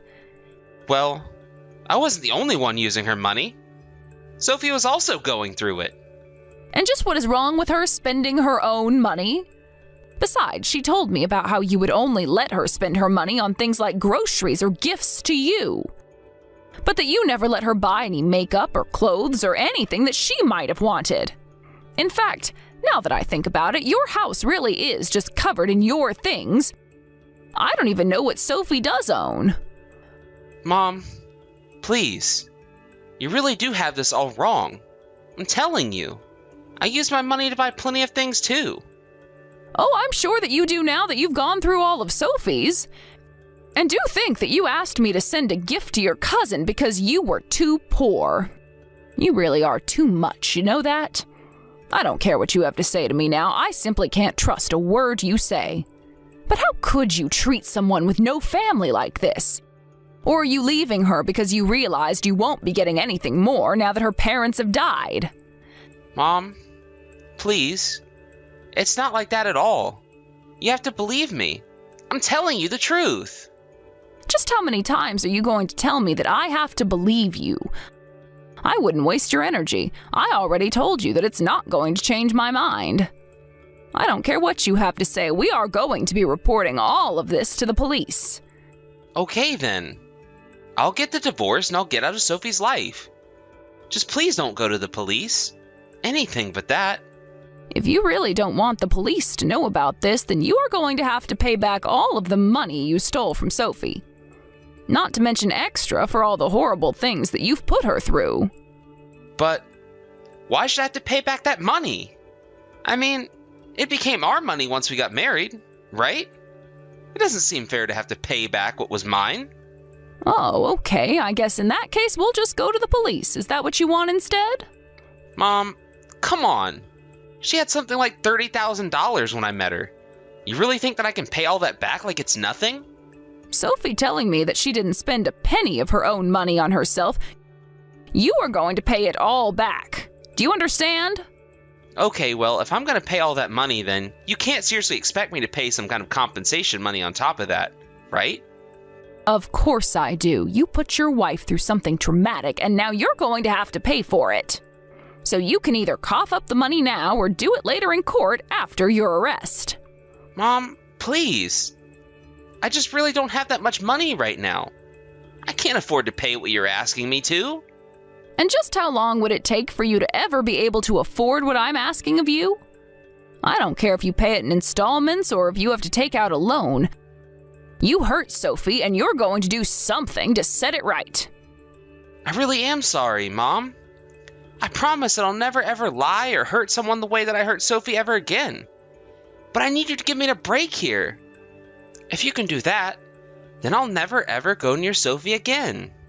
Oh, you already won't be getting near the poor dear ever again. I'll make sure of that. How can you do this to your own son? Don't you care that you're ruining my life right now? I mean, I thought that you were on my side in this. You're my parent. I already said that I was sorry and I would never do it again. Isn't that enough to fix this all? I really don't think that you are sorry, though. You can say that you are all you want, but you're not suggesting anything else that you can do to prove it. You tried to sever your wife from the outside world so that she would have no one she could go to for help. All I'm doing here is making sure that you understand how you made her feel.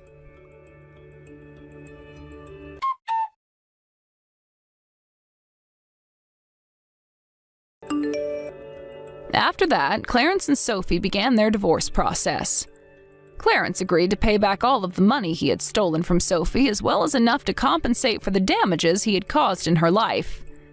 He had the gall to ask me for help again, but I simply shot him down and told him that he had to take responsibility for his own actions and face their consequences. In the end, Clarence ended up selling his car, moving into a much smaller house, and tightening his belt as best he could. But he still couldn't avoid going deep into debt to afford the repayment. According to the lawyer's calculations, it was going to take Clarence a few years before he could ever pay back Sophie.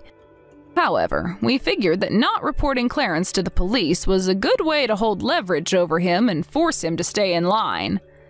By then, I had already decided to disinherit Clarence, as I wanted nothing to do with him ever again.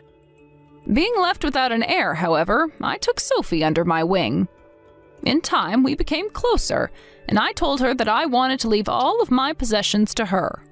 Apparently, Clarence heard that I'd done this and began calling me, begging me not to give everything to his ex-wife.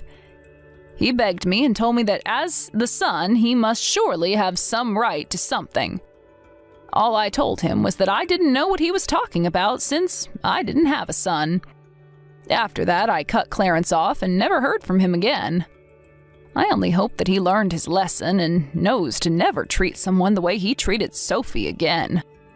Of course, if we ever hear that he has, Sophie and I agreed to go to the police about what he had done to her.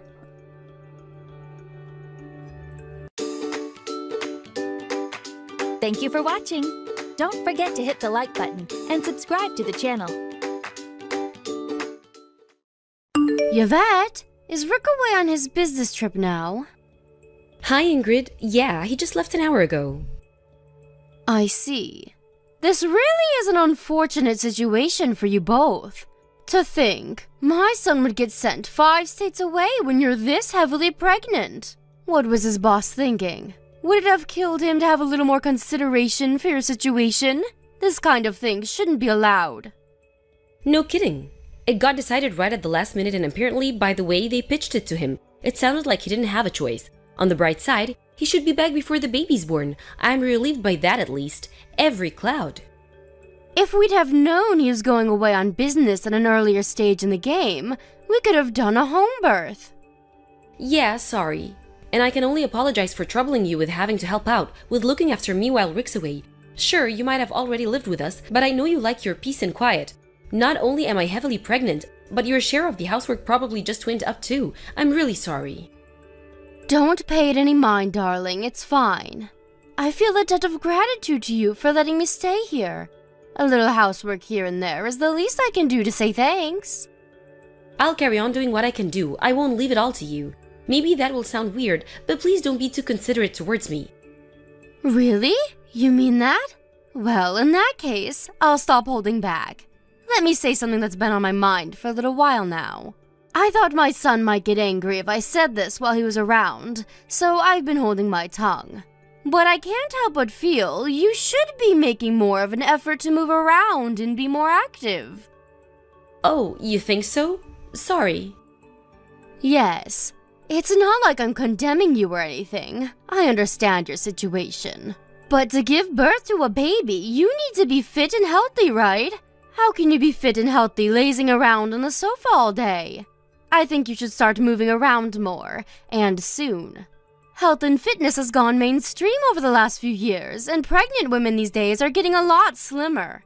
You, on the other hand, Yvette, have ballooned to sizes previously unimaginable. I guess I'm kinda on the large side. I'll be more mindful of it from now on. I tell you what, I'm going to put you through your paces while Rick's not around. He'll barely recognize you when I'm done with you. I didn't maintain this incredible figure of mine into my 60s by mistake. And I think my expert guidance and endless wisdom could be just what you need to turn things around. Please go easy on me. You know, now that you mention it, I've been feeling a lot less mobile lately, and I seem to get exhausted after barely doing anything. I'm not even sure I could touch my toes anymore. Say no more. The key point here is that you need to burn any excess body weight, which means anything that isn't the baby. I know the perfect starting exercise. This should ease you into our new training regimen nicely. You're going to begin by cleaning the hallway floor. Okay, do you want me to do it with a regular cloth? You get the idea. I like it. That's how we used to do it in the good old days. You see, we didn't have any of these high-tech cleaning appliances that people are reliant on now. There's no finer way of burning calories than doing housework. It's fantastic exercise.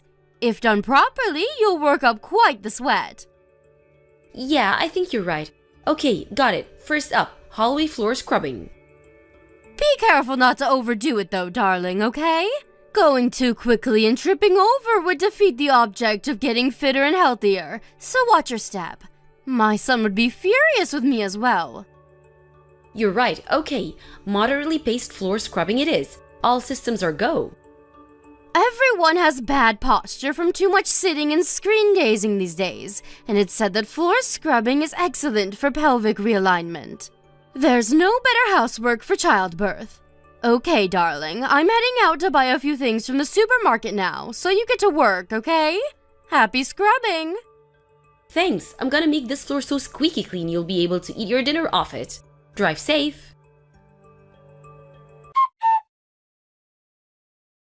Hey Ingrid, you won't be home until late this evening today, right? I was thinking of heading out to the store to buy a few things. Was there anything you wanted? Oh, you were? Would you mind going to Peep's Bargains over in the next town instead? The next town? Sorry, I wasn't planning on taking the car. I thought a nice brisk walk would be a great addition to the exercise regime I've been doing. I was gonna go to the local supermarket. The local supermarket? What a load of nonsense! Just walk! The extra steps you'll get in walking to the next town will blow your neighborhood stroll right out of the water. Sure, but the next town isn't close by any means, and it'll take a long time to get there. In my current state, it'll take me at least 3 hours. By the time I've done my shopping and gotten home, it'll probably already be time for bed. Exercise, exercise, exercise. Think of the exercise, Yvette. You might not be ready for any 500-meter sprints anytime soon, but there's no harm in a nice brisk walk for even a pregnant lady.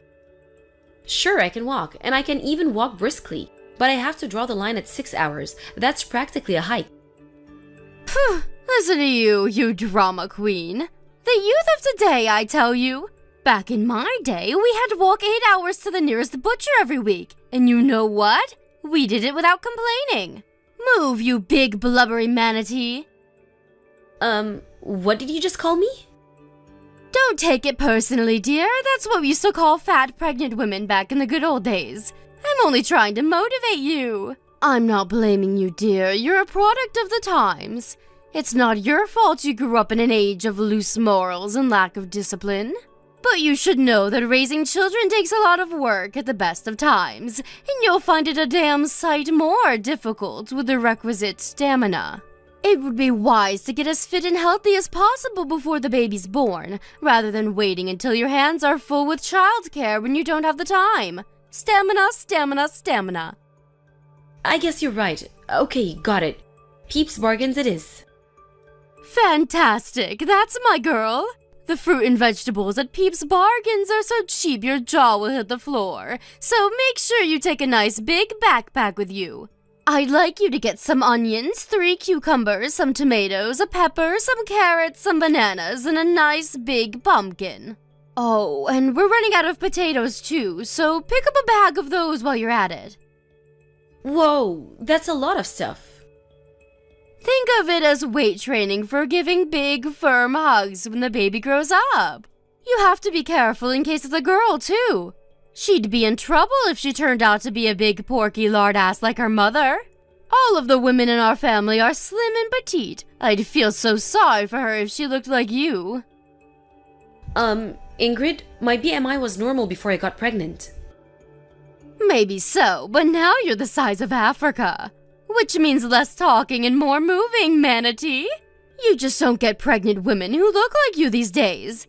Aren't you concerned about how much you stand out? You should know better than anyone after seeing all the other moms to be at the gynecologist. I'm 1 month out. What were you expecting? A catwalk model? Of course I'm gonna be huge. I do have a near fully grown baby in my belly, you know. I really don't think it can be helped.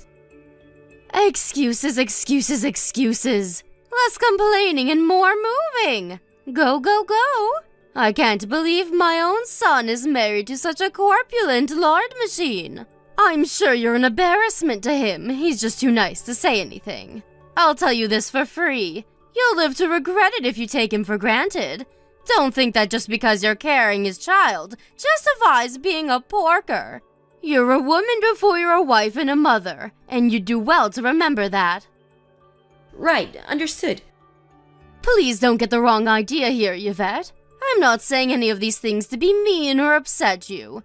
To the contrary, I'm telling you this because I care. But when it comes to exercise, it's important to have a goal, rather than just mindlessly walking around without any objective in mind. It's helpful to have a reason. In this case, shopping. Yeah, that makes sense. Let me reiterate, sweetie, I'm only doing this because I care. It might seem like I'm being strict on you now, but a day will come when you look back on this time and think, I have the best mother-in-law in the whole world. I want you to give birth to the healthiest baby boy there ever was. Anyway, enough idle chit-chat. You've got quite the walk ahead of you, so the sooner you get moving the better. Make sure you get back home in time to make us a nice, healthy, balanced supper with those fresh vegetables. Got it, okay. I'm going. Wish me luck. That reminds me. No eating or drinking on the way. You're so porky, fasting for a while would do you a lot of good. Who needs food when you're carrying around all that blubber? Make sure you get receipts for everything. I want proof you went. No slacking.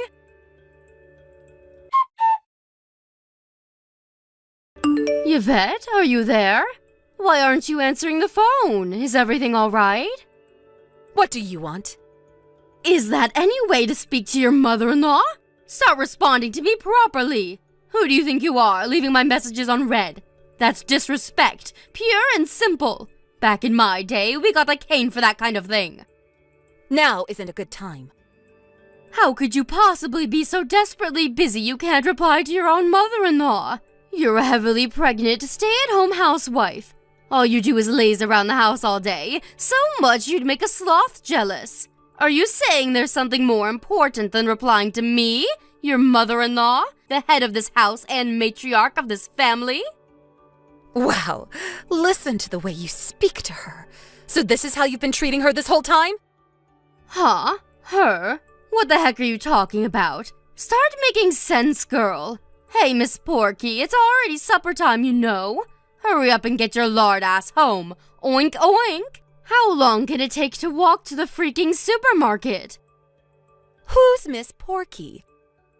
It's the cute nickname I came up with for you. Oh, sorry. Did you prefer Big Blubbery Manatee? You're a disgrace. My daughter won't ever be coming home again. Excuse me? Your daughter? What are you talking about? Did you hit your head? Do you mean the baby? Wrong. I mean Yvette. It's been a while, hasn't it, Ingrid? What a shame it is we're talking again under these circumstances. It's me, Vanessa, Yvette's mother. Huh? Wait, what? Vanessa? This is Yvette's number. It says her name on my screen. You're not fooling anyone. I'd prefer if you didn't play childish pranks on me, Yvette. Don't you think you're getting a little too old for this? Hurry up and come home so you can cook my supper. I'm hungry. Yvette was taken away in an ambulance after collapsing at the side of the road. She's sleeping in a hospital bed right now. Yvette collapsed?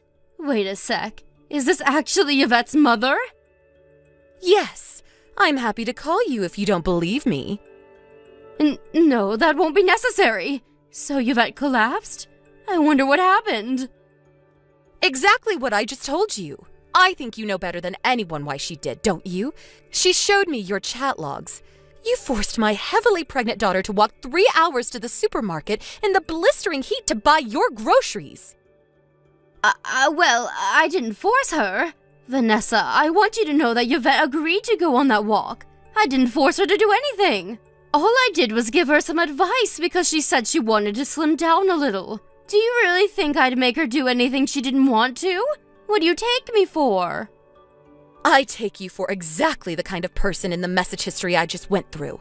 How many times did she tell you she didn't think this or that was a good idea because she was 1 month out from giving birth?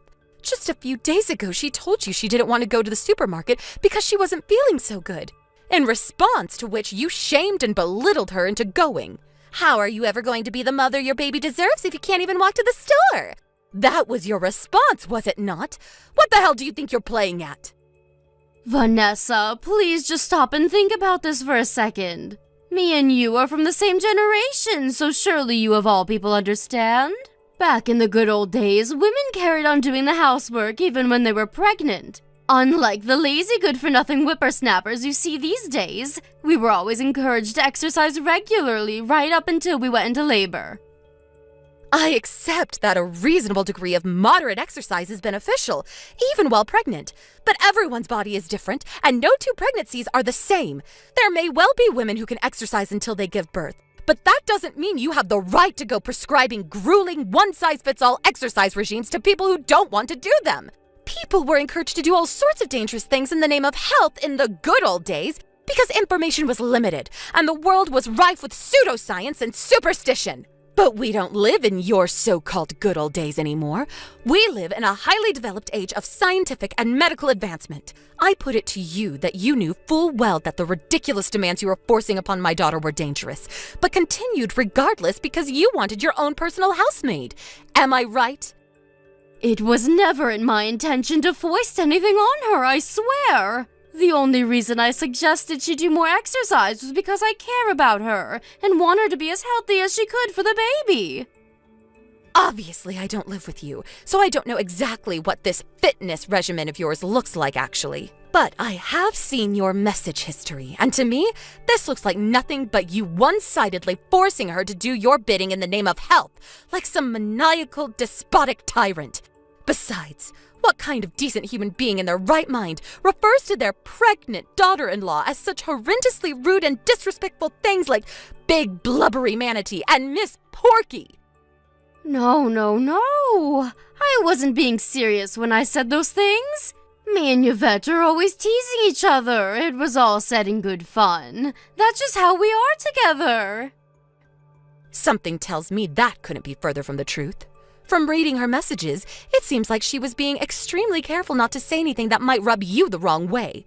Even if, for argument's sake, I accept you weren't forcing her, who in their right mind asks a heavily pregnant woman to make a 6-hour round trip to the supermarket on foot?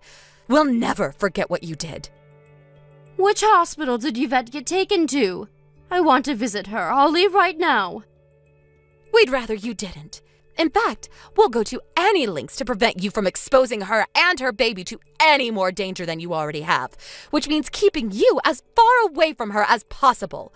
I'll be looking after my daughter from now on. You will never see Yvette again, and you can forget meeting your grandchild. The sooner you accept that, the better. Yvette, I owe you an apology. I'm so sorry. Please respond, I'm begging you. I behaved despicably. I'm so sorry for everything I put you through. The more I think about it, the worse I feel. Hi, Ingrid. It's been a while. Yvette, is it really you this time? This isn't Vanessa, is it? No, it's not my mom. It's really me. I'm so pleased you and the baby are okay. My son would have been even angrier than he already is if anything bad happened to either of you. I was so worried. I see. But you weren't worried about me or the baby, were you? You were worried about yourself? Your only concern was that everyone would find out about all the horrible stuff you put me through, wasn't it? Yvette, please. Not you too. Don't be so cold. I'm genuinely, truly sorry from the bottom of my heart. Come on, sweetie. You know I've always been the kind to wear my heart on my sleeve and say exactly what's on my mind, for better or for worse. I understand that it could be argued that some of the advice I gave you was poor, but please understand that I never did any of it with malicious intentions. I only had your best interests at heart. I see. Please, will you make sure Rick and your mother understand that? I don't want everyone getting the wrong idea about me. Us living together had been going so well, after all. Neither of them would listen to a word I had to say. They've made up their minds about me, and there's nothing I can say or do to change that. That's why it's no exaggeration to say you're the only person I've got left to rely on. Please, Yvette, make them see this has all been one big misunderstanding, won't you? For me? I'm so sorry, Ingrid, but I can't do that. Why not? I thought me and you were getting along so well. Did you really think that, though? Did you? Yes, of course I did. You seem to be forgetting that me and Rick didn't even want you to live with us in the first place. The only reason you got your way is because you used your spare key to sneak in with your things when the two of us were out. Yvette, please. Maybe my entry was a little unorthodox, I admit it. But surely if you wanted me gone that badly, you would have said so? The fact that I've been staying with you so long must mean you approved. No, we just gave up in the face of your relentless obstinacy. Exasperation and approval are two completely different things. Besides, you were as nice as pie when my husband was around, so as unwilling as he was at the first, he didn't see any pressing need to get rid of you. Things were different when it was just me and you, though, weren't they? You were horrible. I was? At the slightest hint of trouble, you berated me and compared me to other people who would obviously be so much better at doing whatever it was I happened to be doing. I'd never been spoken to with such venom until I met you. If you thought so, why didn't you just tell me? If I'd have realized I was upsetting you, I would have changed my ways. You're right, I should have. But I was so determined not to make things turn sour between us that I just kept my mouth shut and endured your abuse until my mind and body reached breaking point. I understand that was wrong of me now. I'm sorry, I never meant to hurt you, Yvette. If you said what you said without meaning to hurt me, you're genuinely scary. Because your bullying got about 1,000,000 times worse as soon as Rick went away on his business trip. If you genuinely never meant to hurt me, does that mean you were bullying me without even being conscious of it? If so, you need to go and get your head checked out, because you're disturbed. Are you seriously claiming you didn't realize what you were doing? I was just worried about you. Everything I did out of love for you and the baby. Whoa, you did? Okay, I understand now. Yes! You finally get it? I'm so pleased to hear you say that, sweetie. Thank you. You're the kindest person I've ever met, Yvette. Thank you for understanding why I did what I did. I always knew you'd see sense. If anyone had what it took to be thoughtful and considerate enough to get through this like a mature adult, it was you. Wrong, you seem confused. When I say I understand, I mean I understand that allowing you to continue living with us is no longer an option. Besides, what hope for rehabilitation is there for someone who viciously bullies others completely with no awareness of what they're doing? That's terrifying, and me and Rick aren't prepared to live with someone capable of that. That's why you won't be staying with us anymore. No, wait! Please! If you kick me out, I won't have anywhere else to go! That's not my problem. Clean up your own mess. You're a mature adult after all, right? I did have my husband's inheritance, but it's almost all gone now. Which means there's a little bit left. Great, use it to rent a room and work on getting your life together from there. Obviously, you'll have your work cut out for you, and things will most likely be rough for a while. You're probably gonna have to find a job and actually work for a change too. Yvette, I'm so sorry. I'm so sorry. Wait a second, what exactly are you apologizing for? I thought you never meant to hurt me. Okay, fine. Maybe I did know I was being a little hard on you. But I really mean it when I say just a little. I just wanted to keep you sharp so you'd be in tip-top condition by the time the baby was born, that's all. I didn't believe for 1 second it'd lead you to collapsing by the roadside. Does that mean you were aware you were bullying me? Yes, I'm sorry. I'll never do anything like that again. That's all I wanted to hear, thank you. Does this mean you forgive me? Like hell it does. To the contrary, it means we have absolutely no regrets about kicking you out on the streets now. Because now we know that you knew exactly what you were doing when you forced me to walk all those hours to the store and when you hurled abuse at me. It means that now we can cut you out of our lives without a moment's hesitation, as quickly as we toss a maggot-ridden apple in the trash. Yvette, no! Please don't do this. Please, I'm sorry. Surely you accept I was nice to you most of the time? I didn't do anything horrible until Rick went away on business. I can be like that again. No, even kinder. I swear I'll be the best mother-in-law there ever was. Please just give me one more chance. You think apologizing is gonna make up for what you did? What would you have me do? Other than this recent regrettable episode, I was always nice to you, wasn't I? I always smiled, asked how you were, helped you around the house. Can't you see how remorseful I am? Please reconsider. Please find it in your heart to forgive me and give me one more chance. I have a feeling this whole thing has taught me a little bit about what it means to be a mother.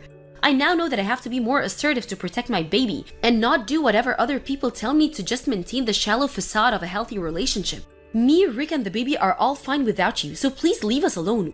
We don't need your bullying, and we don't need your advice, and we don't need you. The only thing we need you to do is to disappear into a cold, dark place where you can never hurt anyone ever again, and stay there forever. After terminating the shared living arrangement with my mother-in-law, I gave birth to a healthy baby girl and moved back in with my parents. Ingrid tried desperately to convince us not to give her the boot, but neither me, my husband Rick, or my mom had forgiven her, and we never will. Eventually, she gave up and left. I heard she moved into an apartment in our neighborhood after that. I have no idea how she'll get by on her own from here on out, but to be honest, I don't care. Me and my husband have zero intention of helping her no matter how dire her situation gets. Not only did she use dirty, underhanded tricks to worm her way into our house, but she actually had the nerve to launch a vicious bullying campaign against me as thanks for our kindness. Astonished isn't the word. We begrudgingly acquiesced at the time because she didn't have anywhere else to go, and we had a little sympathy for her. Now, we feel nothing. I'm praying with every fiber of my being she stays the hell away from me and my daughter, now and forever. Not long after giving birth and staying at my parents' place for a little while, me and my daughter Holly moved into a new apartment Rick bought for all of us. Life as a new mom with my kind, caring husband and unbearably cute daughter can be surprisingly hectic and demanding at times, but it's built on a strong foundation of love and warmth, and I'm the happiest I've ever been.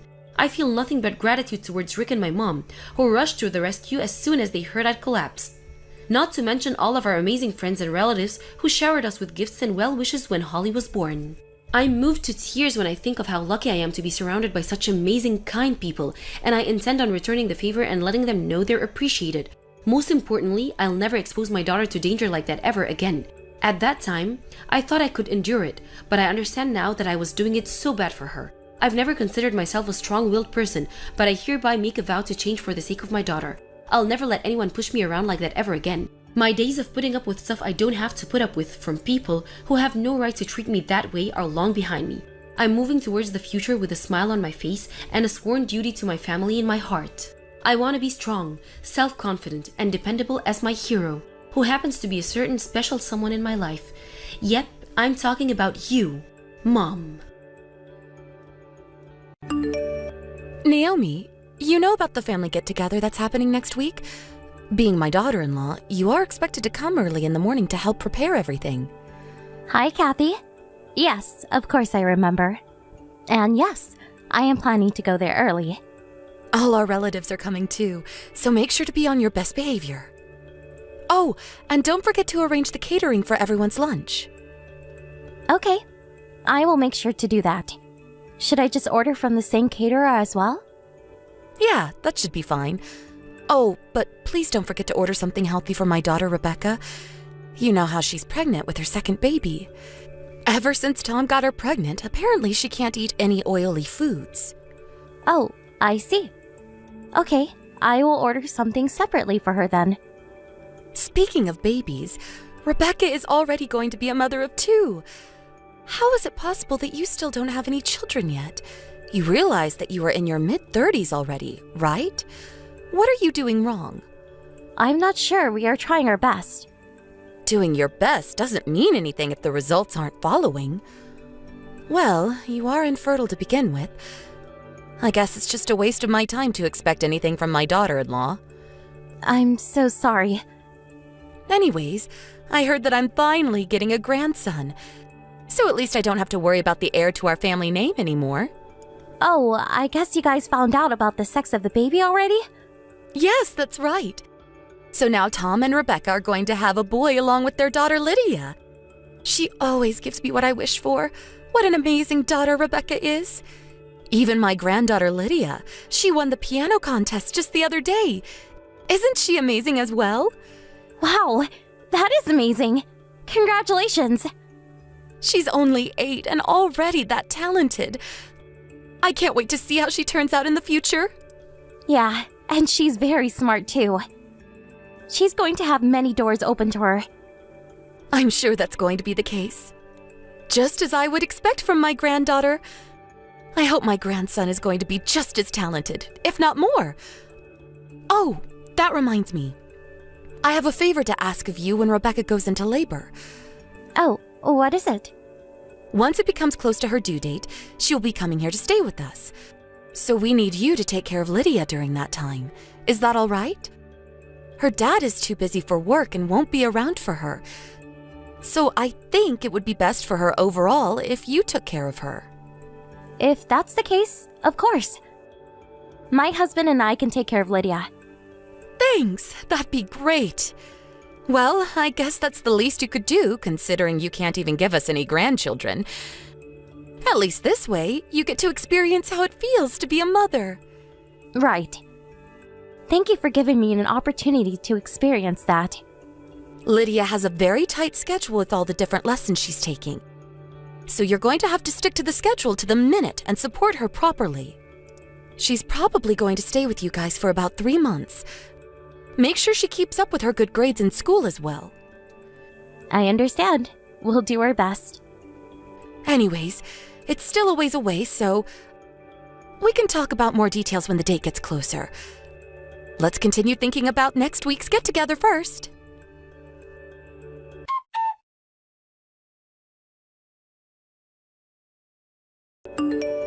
Naomi, have you heard about Lydia? Do you mean about her illness? I heard that she has to be admitted to the hospital again. Yes, that's right. It's been 6 months since she was diagnosed with this illness. But she doesn't seem to get any better, no matter how many times she goes through surgery. And now her doctor told us that she may not even live long enough to become an adult. That's horrible. But she was so energetic when I saw her last. We even did a thorough newborn screening test when Lydia was a baby. I can't believe this is all happening after all these years. To think of how much money we have wasted on her so far. I guess medical care really hasn't progressed that much. Well, the most important thing now is for Lydia to get as healthy as possible, right? I will go visit her at the hospital sometime soon. About that, there's something I wanted to talk to you about. You are taking care of Lydia from now on. What? Rebecca has her hands full with her second baby right now. And she's all burnt out from going through childbirth and having to deal with Lydia's illness at the same time. That's why we decided to let Lydia go. What? What do you mean by letting her go? I'm saying you can take that defective child off my daughter's hands and keep her as your own. Hold on. Lydia is a living human being. You can't talk about her like she's a thing you can easily hand out. And there's no way her mom would ever agree with such a thing. Actually, she told me that she doesn't want to keep a child with so many problems. She says she doesn't want to keep raising a child if she's not going to live long anyways. What's wrong with you guys? Did you even consider Lydia's feelings at all? Lydia is only 9. It's not going to take her very long to forget about her birth parents. And I don't think she'll live much longer anyways. Even then, how could you do this to her? Giving up on her like this just because she's sick. That's why we are saying you can have her. I don't think it's a bad deal for anybody. My daughter will be released from all the stress and inconvenience. And for you, you finally get to be a mother. I can't do this while completely ignoring Lydia's feelings. I'm sure she wants to stay with her mom and dad. Even when she stayed with us for a while, she was studying really hard to make her parents proud. And this is how she's treated after all that? Why don't you take her then if you feel so strongly about her? Isn't this a once-in-a-lifetime opportunity for a barren woman like you? Are Rebecca and Tom both really serious about letting Lydia go? Yeah. Tom also agrees that they are okay as long as they have their son. To be honest with you, Rebecca isn't really paying much attention to Lydia anymore anyways, lol. I'm sorry. I can't give you an answer on this one way or the other right now. I need some time to think about all this. I need to take this back and talk about it with my husband as well. That's fine. If you guys aren't interested in taking her, we can always send her to an orphanage. Make your decision soon. Continuing to care for and maintain a sick child isn't free for us, you know.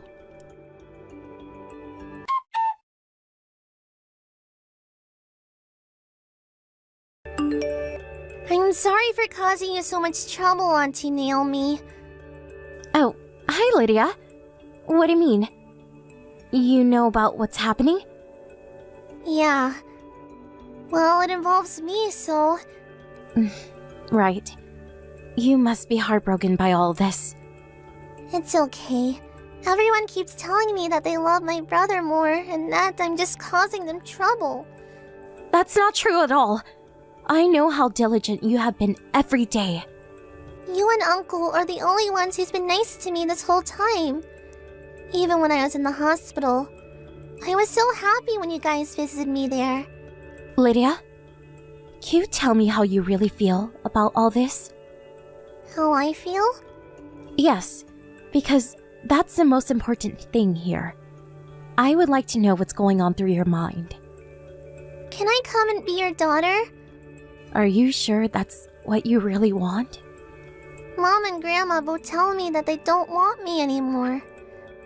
I want them to love me, but I know that's not happening, so I don't want to keep feeling this way anymore. Okay, if that's what you want, I'll come now to pick you up. Are you sure? I'm not going to be a bother for the two of you? You've never been any bother to us. We have always thought fondly of you and enjoy having you around. I'm not sure about that. All I do is cause everyone lots of trouble by being sick. And because I won't live long enough to be a grown-up. You don't know that. Even if that's what the doctors say right now. Someone could come up with the cure tomorrow. Nobody knows what the future holds. Lydia, we will always be with you from now on. We can fight your illness together as a family. Yeah. Thank you, Auntie Naomi. I'm so sorry. Don't be sorry. I'm going to talk to your mom about how I'm coming to pick you up now. So wait for me there. You don't need to worry about anything anymore.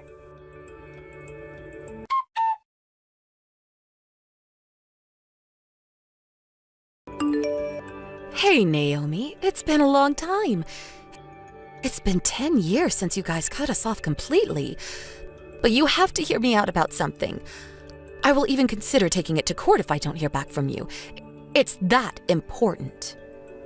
Kathy? What is this about? We have done nothing to cause a lawsuit. It's about Lydia. I heard that her illness has been cured. So what? Well, can you imagine our surprise? We saw Lydia being interviewed on TV about her overcoming her illness and being admitted into a really prestigious university. Why didn't you tell us that she was all better? I didn't think that was necessary. We went through a proper process and officially adopted her as our daughter. And we agreed not to bother with any of you ever again. So why would we tell you about anything? I don't think you understand. Rebecca is the one who gave birth to Lydia. She only let her go because of the illness. Of course she has a mother's right to know if Lydia is cured. A mother who abandons her child just because she's sick has no right to know anything. You realize that you've never given birth to any child, right? You think these 10 years suddenly make you her mother now? You are so pathetic. Lydia is Rebecca's child, no matter how hard you deny it. Anyways, you can bring her back to us now. I have been raising Lydia for longer than Rebecca did. I'm confident that I'm thinking about what's best for her more than you guys ever could. You're dreaming if you think I would ever give her back to you people. You have to understand that it's a different story if Lydia is cured. She can come back to her real home and commute to school from there. Even Tom says that he doesn't mind providing for her if she's gifted. It would be better for Lydia to come back and be with her real family anyways. It's time for you to stop playing mother. We'll come get her sometime soon. Enough is enough! What are you telling my mother? What? It's been a while. This is Lydia. Oh, Lydia! Is that you? It's your grandma. How have you been? You aren't my grandma. And Rebecca and Tom aren't my real parents. My only grandparents are my mom Naomi's parents. I don't even consider you guys my family anymore. Lydia, don't be so cruel. We were heartbroken about losing you, you know. Your mom, Rebecca, really regrets it too. She can regret it forever.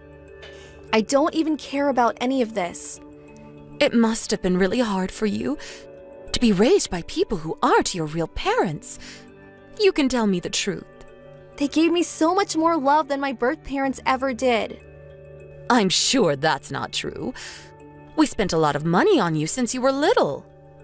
Yeah, ever since I was in kindergarten, all the way through elementary school. I was so crazy busy studying at cram school to get good grades, and taking lessons in various things just to make you all proud. Yes, and it was all for you. No, it wasn't for me. It was all for your own egos. My current parents are the only people who ever cared about what I really want. Oh, don't be so stubborn. If you come back, we can pay for your tuition, and we'll buy you anything you want. On top of that, your real father is saying he can help you get a good job using his connections. He works for a big company, so you'll be in good hands for sure. I don't need any of that. I'm very happy with where I am right now. I know I will be miserable if I go back there. Your little brother is here too, you know. He really wants to see his big sister. I have no memory of him. My illness was found around the same time as he was born, so I wasn't even allowed to see him. I didn't have any interest in a brother I've never even met. Lydia, you are gifted. You are promised to have a bright future if you come back to live with us here for sure. Anyways, why don't you come visit us at least once? Everyone is dying to see you. No, thank you. I bet you have no idea how I felt when you guys abandoned me. I don't think people who so easily abandon their child just because the child gets sick are even human. I am here today happy and healthy, all thanks to my current parents. And I can swear that it has nothing to do with you at all. Don't ever contact my mother like this ever again. Hey, Lydia, please. To tell you the truth, we are thinking that you could be our heiress. Your brother isn't really smart enough to carry our family name on as the heir. Lydia doesn't want to talk to you anymore. And I have nothing to say to you either, so excuse myself here. Wait, Naomi, please talk to Lydia. She will listen to you, won't she? Please tell her to come home. I respect her decision, and I will never say anything to deny her feelings otherwise. Don't you feel sorry for Rebecca? Her own child was taken away by you. What? I've never felt sorry for her like that. If anything, I feel sorry that she's horrible enough to abandon her child the way she did. She was way beyond her capacity back then. Even so, she doesn't even contact us until now, when Lydia's all better. And we made a promise that we will contact you. At least until Lydia asks to see you guys. But I don't think that's what she wants right now. So, will you excuse us? You and Lydia have no blood connection, you know. So what? Isn't it hard to hide the fact that you are not her actual mother? It's best for Lydia to be with her real family. Please, let me talk to my beloved granddaughter again. I've been regretting the whole situation ever since we let her go. I really regret making the decision we did. I can proudly say that I'm her mother. It doesn't matter what you say. She is our daughter. No matter what happens. She's always going to be our precious daughter, and we'll never let her go.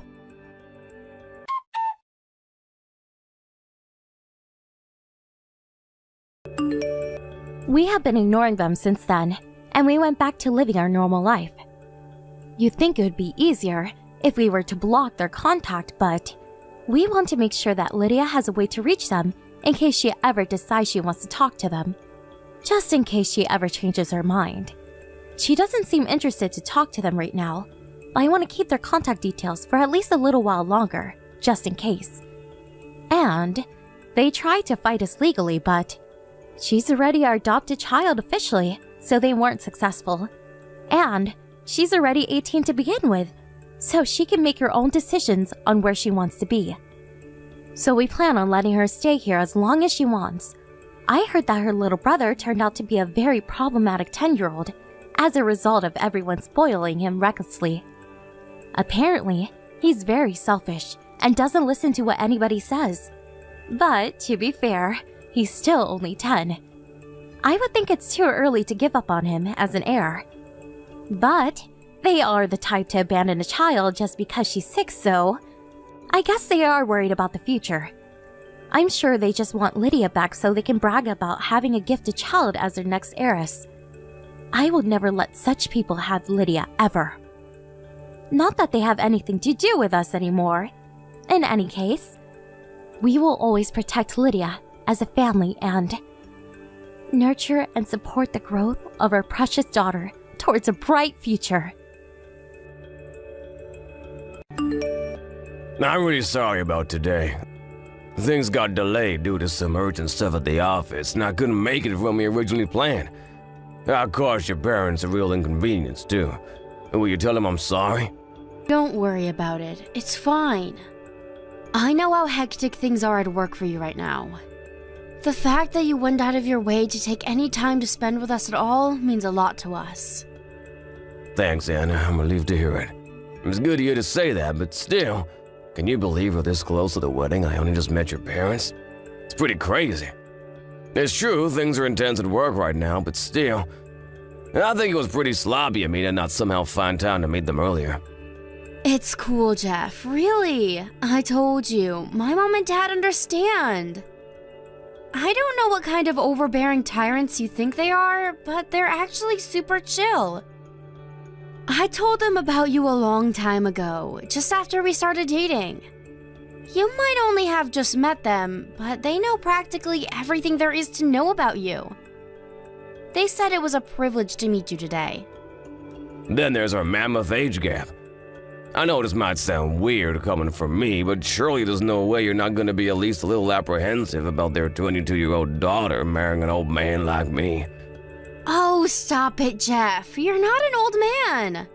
Sure, you're no spring chicken, but you're only a slightly old man at worst. Besides, I don't care in the slightest. I love you for you, not some number, and my parents understand and respect that. They might have been nervous at first, but they're not now that they met you. The age gap isn't the only thing they were nervous about. Really? What else? Really? Well, you see, you work for a major global company that's always on commercials on TV, right? Not only that, but you're a top executive. My parents were surprised I managed to bag myself such a high-spec guy. Believe me, I was way more nervous than they were. Wow, really? You looked super confident to me. Think about it. Both of you barons are in their early 50s, right? I'm almost the same age as them. It took some bravery to ask them to give me their daughter's hand in marriage. I can tell you that for sure. I guess that makes sense. Anyway, the bottom line is, it went swimmingly. I'm so relieved we finally got it out of the way. Now all that's left is to wait for the wedding day. Not long left now. At the beginning of next month, we'll be husband and wife. Yup, I can't wait. But are you sure you don't mind? I noticed you didn't invite any of your coworkers. Is that okay? I hope you're not holding back on mine or my family's behalf. Didn't I tell you before? You're the most important thing in the world to me, and our wedding day is gonna be the most important day of my life. I couldn't bring myself to taint it with the presence of my coworkers. I get that. I'm more thinking with regards to your position at work. Won't your coworkers be offended? The people in my line of work aren't the kind of people to get offended by such trivialities. My position at work is predicated on nothing but my ability to do my job efficiently and effectively, which I'm damn good at if I say so myself. Sure, from your perspective maybe, but I can't deny I'm worried. It's fine, really. Besides, you do know you're about to commit to spending your entire life with me, right? You should be way more worried about that. This is the most important day of our lives we're talking about here, babe. Surely you don't want to spend it surrounded by crusty, pompous old corporate taps. If I started inviting people from work, the church would end up looking like an old folks' home. Good point. I probably would be a little nervous surrounded by all those bigwigs. Right? That's why the guest roster is fine just the way it is. All of your friends are coming, and that's enough for me. So unless you do want to turn the church into an old people's home, or our wedding day into a corporate meeting, things are A-okay just as they are. Thanks so much for thinking of me, Jeff. It means a lot. I'll promise I'll do my best to be the wife you deserve, and I'll never embarrass you. It means a lot that you'd say that, babe. But don't overdo it. Me and you are a team. I want you to go at your own pace, and I want you to know that you can always speak to me if you're struggling with anything. Okay, thanks, sweetie. Sorry to keep talking so late at night. You have work in the morning, right? Don't be silly, I'm your husband. We're bound to keep each other awake far later than this. You're right, though. I do have work tomorrow, and I should really start winding down for bed. I'm gonna head off now. Okay, good night, sweetie. I hope you have a good day at work tomorrow.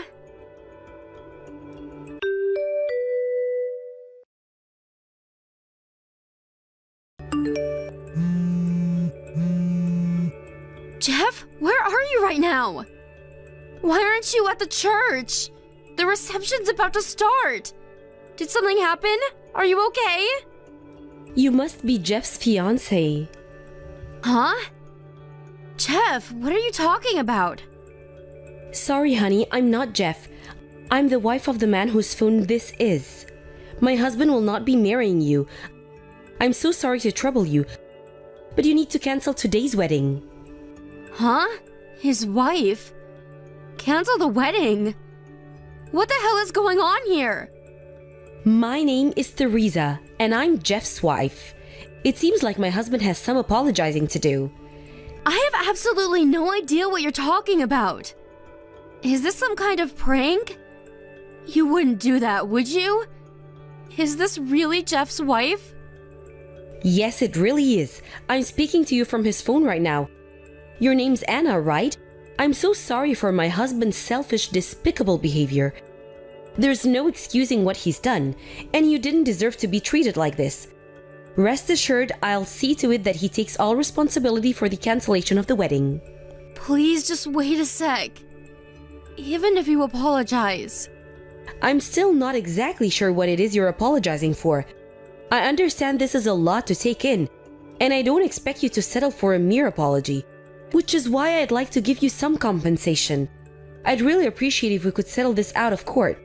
Is that alright with you, Anna?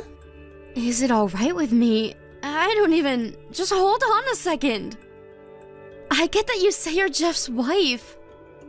But how can you leap straight from that to offering to pay me compensation without even explaining what's going on? I had no idea Jeff was married.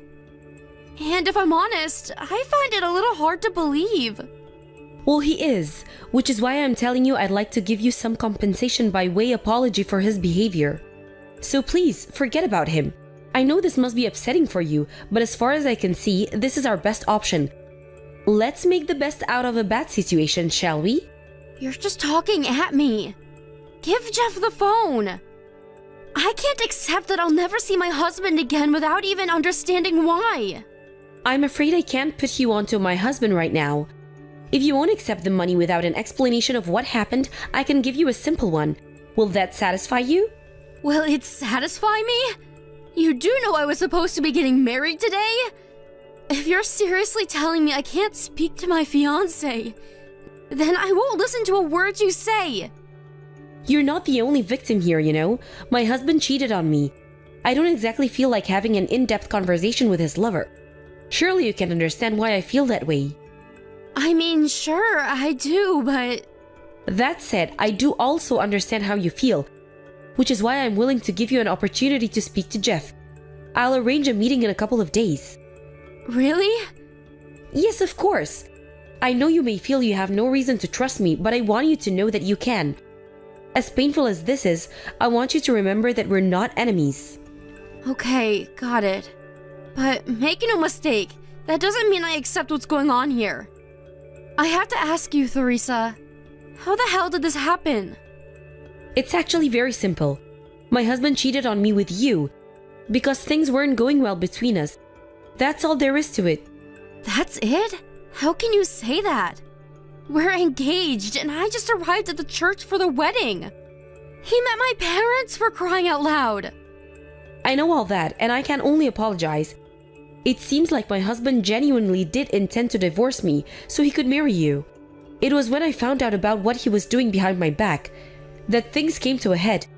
I can only apologize for not letting you know sooner. If everything you just said is true, why the hell is he with you and not here at the church marrying me? While having a heart-to-heart about the prospect of divorcing, I felt our old flame being rekindled, and we decided to give our marriage one last shot. This might sound mean, but I'm very grateful to you for that. Grateful? Are you making fun of me? I'm not making fun of you at all. To the contrary, I really am tremendously grateful. Me and Jeff have been married for 10 years, but we've never had a conversation as direct, as candid as this. It might sound crazy after everything that's happened, but thanks to you, we were finally able to repair our damaged relationship. And I feel like we're closer than ever now. That's partly why I want to pay you compensation, by way of thanks. Stop screwing around! This is ridiculous and I won't accept it! Have you even heard what you're saying? Are you telling me that my engagement, my wedding day, and all the hopes I had pinned on our future together are nothing more than the result of a marital dispute? Look, you're probably gonna hate me for saying this, but no matter what you've allowed yourself to believe, there was no chance you were ever actually going to marry my husband. You should just be grateful for the fact you're able to dream about having a future with a man like him at all, even if only temporarily. Excuse me? What the hell's that supposed to mean? My husband's a top executive at a major global company. You're nothing more than a lowly receptionist at some irrelevant small fry company that no one's ever heard of. If me and my husband weren't going through a rough patch, he would have never even looked at you twice, let alone ask you to marry him. Wow, thanks for showing me your true colors, Theresa. Who do you think you are, speaking to me like that? Whether you're offended or not, it's the truth. Look, Anna, I'm willing to be understanding here. I won't ask you to return any of the expensive presents he sent you while you two were dating. On top of that, as I've told you, I'm also willing to pay compensation. I think you know most people wouldn't be this generous and forthcoming given the circumstances. I'm making a lot of concessions here. If you insist on continuing to throw tantrums in spite of my best efforts, I'll have no choice. Throw tantrums? What exactly do you mean by that? Do you think I'm being selfish? Jeff is a married man. There's no denying his behavior has been unacceptable, and I'll be the last person to make any apologies for him. But the sooner this shameful scandal is swept under the rug, the better. Wow. So mine and Jeff's relationship is nothing more than a shameful scandal? Unlike you, my husband is highly respected, with a name and an image that took decades to cultivate, and which must be protected and maintained at all costs. Please consider and understand. You can speak about this in detail with him in a few days. I'll arrange a meeting soon, which I'll also be present for. Is that okay with you? Fine. Do whatever you want.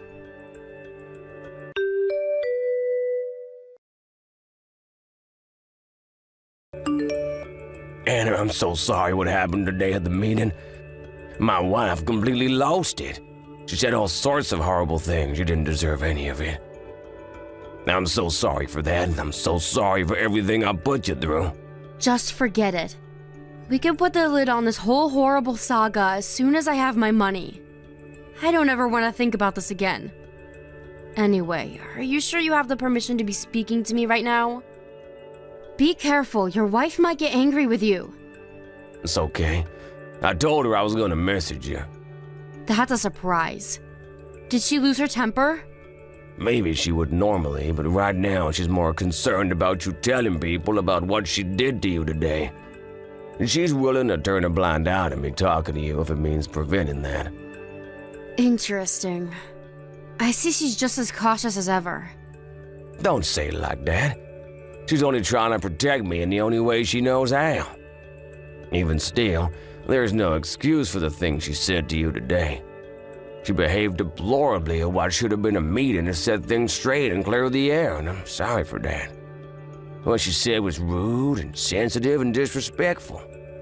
Not really. It's just like your wife said, I'm nothing more than a naive little girl. And she's right. After all, me and you live in different worlds. As well as that, the way she seemed to think she had license to yell obscenities at you and force you into settling out of court just because she's offering to pay you compensation was shameful. I'm sorry this whole discussion has gone ahead on our terms. Don't sweat it, Jeff. Unlike me, you're highly respected and have a name and image that took decades to cultivate that must be protected and maintained at all costs. You're not a naive little girl like me. I get it. You're so many leagues above me. I should be grateful just to have had the opportunity to even dream about us being together. Marriage was nothing more than a fantasy, and I was naive and stupid to let myself believe otherwise. Knowing all of that, how could I object to settling things on your terms? Come on, Anna, please. It wasn't like that. Me and you had something. Stop treating me like we're strangers all of a sudden. Me and you? What exactly does that mean, Jeff? I was nothing more than a cheap fling to you. No, that's not true. I was seriously thinking about marrying you. Surely you know you meant something to me. Surely you understand what we had isn't something that couldn't be faked. gross. Give me a break. I want nothing to do with you ever again. Your wife will be pleased. She can have you all to herself now. I'm happy for us to settle this out of the court. Lord knows I don't have the strength to go before a judge. All I ask is that you leave me alone. I never want to hear from you again. I mean it. Anna, please don't speak like that. Look, I behaved shamefully. There's no excusing what I did, I know that. The way I felt about you was real. Real? Despite secretly having a wife the whole time? You've got some nerve. I'm sorry, but I still love you, Anna. Even now. Please understand that. That's funny. I heard you and your wife made up and decided to give things another shot. That doesn't feel like love from where I'm standing.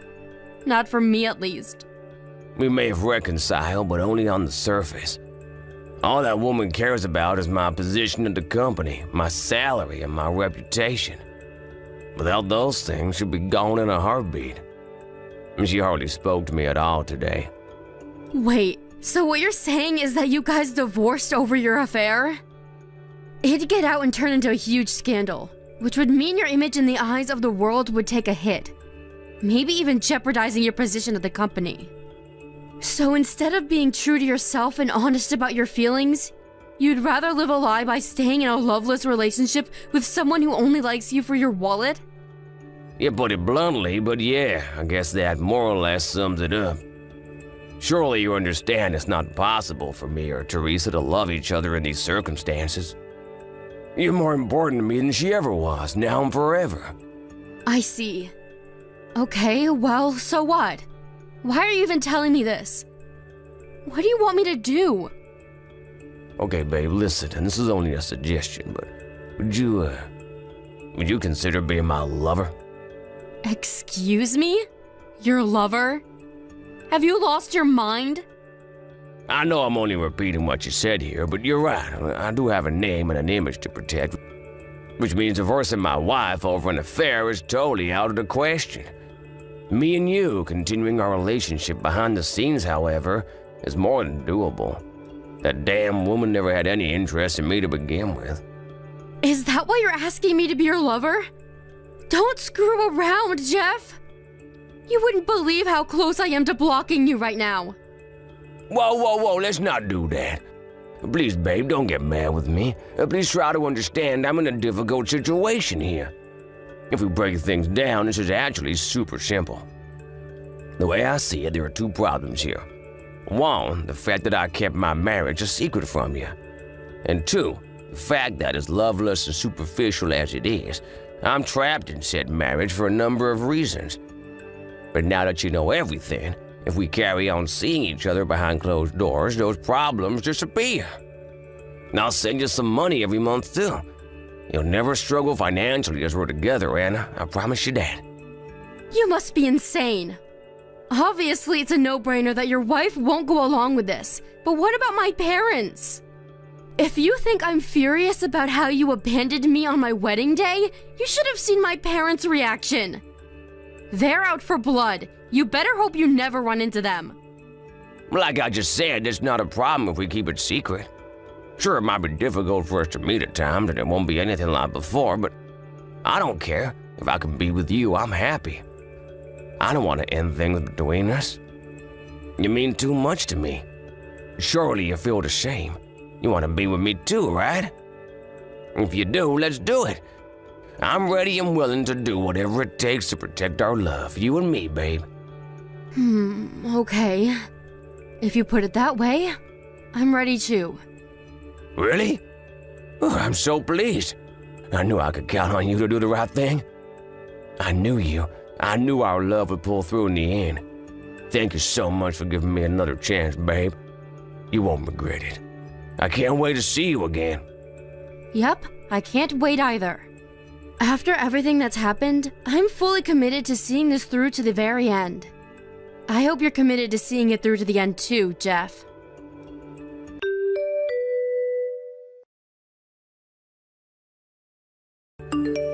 Hey, Anna, I just arrived at the meeting spot. How long before you get here? Not long now. But first, I owe you an apology. I know it's unfair for me to call you away from your work for a covert meeting like this despite you being crazy busy. Don't be silly, babe. I understand we have to do it this way so nobody finds out. Besides, it's a small price to pay if it means I can be with you. Are you sure you don't mind? You were at the office and probably had a lot to do, right? The company president wasn't at work today.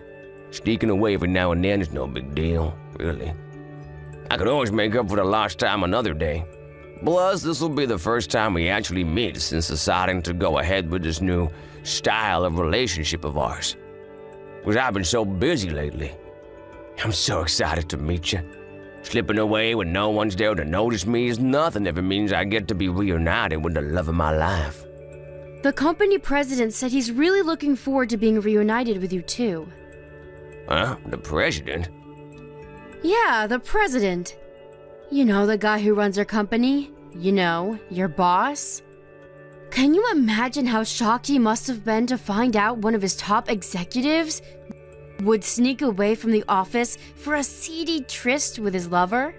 He said you were the last person he would have ever imagined doing something like this, and he wants to see you ASAP. Whoa, hold on a sec. What? You're joking, right? Tell me it's a joke. Real funny, babe. You're just trying to shock me, right? This is all a big prank, isn't it? Good one. You can drop the act now. You've had your fun. Please. Like I'd do something like that. If you don't believe me, how about I send you a pic of the two of us? No, what the hell? Why would the president... wait, just hang on a sec. You and him don't even know each other, so what you're saying is impossible. Oh dear, Jeff. You don't know, do you? My parents were in the same class as your president back in school. They were all friends back then, and have always kept in touch. They very kindly agreed to arrange for him to meet me. They were? If that's the case, why didn't they mention it when I met them before the wedding? It's hardly the kind of thing they go out of their way to tell you. Besides, it's not like it makes them special or anything. They were just in his class. So what? Sure it doesn't. But why the hell are you with the president right now? He told me he had a lunch meeting today with the president of another company he's looking to go into business with. A lie to lull you into a false sense of security, obviously. Why would you do this? To take revenge against you? Revenge? What are you talking about? None of this makes sense. Look, I'm not gonna lie that hiding my marriage from you for all that time was despicable, and I'll be sorry until the day I die. But I thought you forgave me. Huh? Did I? That's funny. I don't remember forgiving you. I don't remember even saying anything that would make you think there was a chance I might forgive you. You seem to be making quite the misunderstanding. But you said you'd be my lover. You know, what surprises me the most is that after hiding the fact that you were married and cheated on your wife with me, after destroying all my hopes and dreams for the future and crushing me emotionally on what was supposed to be the happiest day of my life, you actually have the nerve to ask me to be your lover? Did you seriously think I was gonna forget everything you did to me and do what you wanted just so you could protect your precious image? But you agreed to go along with it. Like hell I did! It probably just sounded that way to you because you were thinking with that thing in your pants instead of your head. You creepy sex-obsessed old man. You're gross!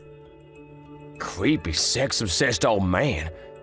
You watch your damn mouth, Anna. Just because I acted wrongly in the past doesn't give you the right to speak to me like that. I'm old enough to be your dad. You should have more respect for your superiors. What disgraceful behavior. You're the one who always made a big song and dance about the fact that we had an age gap. Admit it, you got off on it. You deceived me with a stupid pack of lies. Then you have the nerve to try and use your privileged financial position to stop me taking you to court by offering me a huge compensation packet? That's called a bribe. You and your wife are just as bad as each other. In a way, you're a perfect match. You should have thought twice before trying to make a fool out of me. I wasn't, babe, I swear. Why did you have to go do this? I get that you're upset, but calling the president out was too far. You crossed the line here, Anna. You do realize I could lose my job over this. Duh, why do you think I did it? You can hardly complain about losing everything and having your life ruined, when you did the exact same thing to me by treating me like a pawn to be used and manipulated for your twisted satisfaction like some mega maniacal narcissist. It wasn't like that. I really liked you, babe. I mean, like present tense. But that's not the point right now.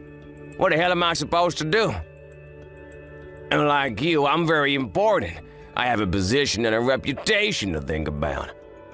The goings-on in my private life carry far more weight than those of a naive, insignificant little girl like you. The world is watching and it's not gonna be impressed. Oh my God, what have you done?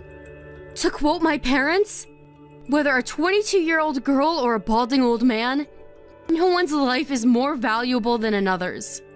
Screw your parents. Do not lump me in with the likes of you. We are not the same. You're such a charmer, Jeff. I don't know what I even saw in you. You're right, though. Let's face it, I've still got my whole life ahead of me. My life has a lot more value than someone who's about to lose everything. Their wife, their home, their job. Oh, and not to forget their precious, squeaky clean reputation. Sorry, Jeff. My wife? What are you talking about? I'm talking about this cheap little fling of ours. You know, that I'm your lover. I told your wife everything. Huh? What the heck did you go and do? Oh yeah, that reminds me. You never told me that your wife just so happens to be best friends with the president's wife. I made sure to tell the president to let his wife know all about how you two joined forces to try and pay me off to keep my mouth shut. How you thought you could get away with it all because I was nothing more than a naive little girl. She's gonna know everything soon. Which means you're not only the one who's about to lose everything. You can both sink to the depths of despair together. Kinda romantic, huh? You went to those lengths? Watch your endgame. Our lives are over because of you. I already told you, didn't I? Revenge. You two are both just as selfish, manipulative, vain, and arrogant as each other. A match made in heaven. Now you can burn in hell together for all I care. How could you do this? You're evil. I'm gonna lose everything, my job, my friends, everything. It's over. What am I supposed to do now? Chill. Like I said, you won't be completely alone. Look on the bright side, you and your wife get to burn in hell together now. Thanks for your commitment, Jeff. I'm glad you saw this through to the end with me. Enjoy the rest of your lives together in disgrace and isolation. I hope things aren't awkward between you now.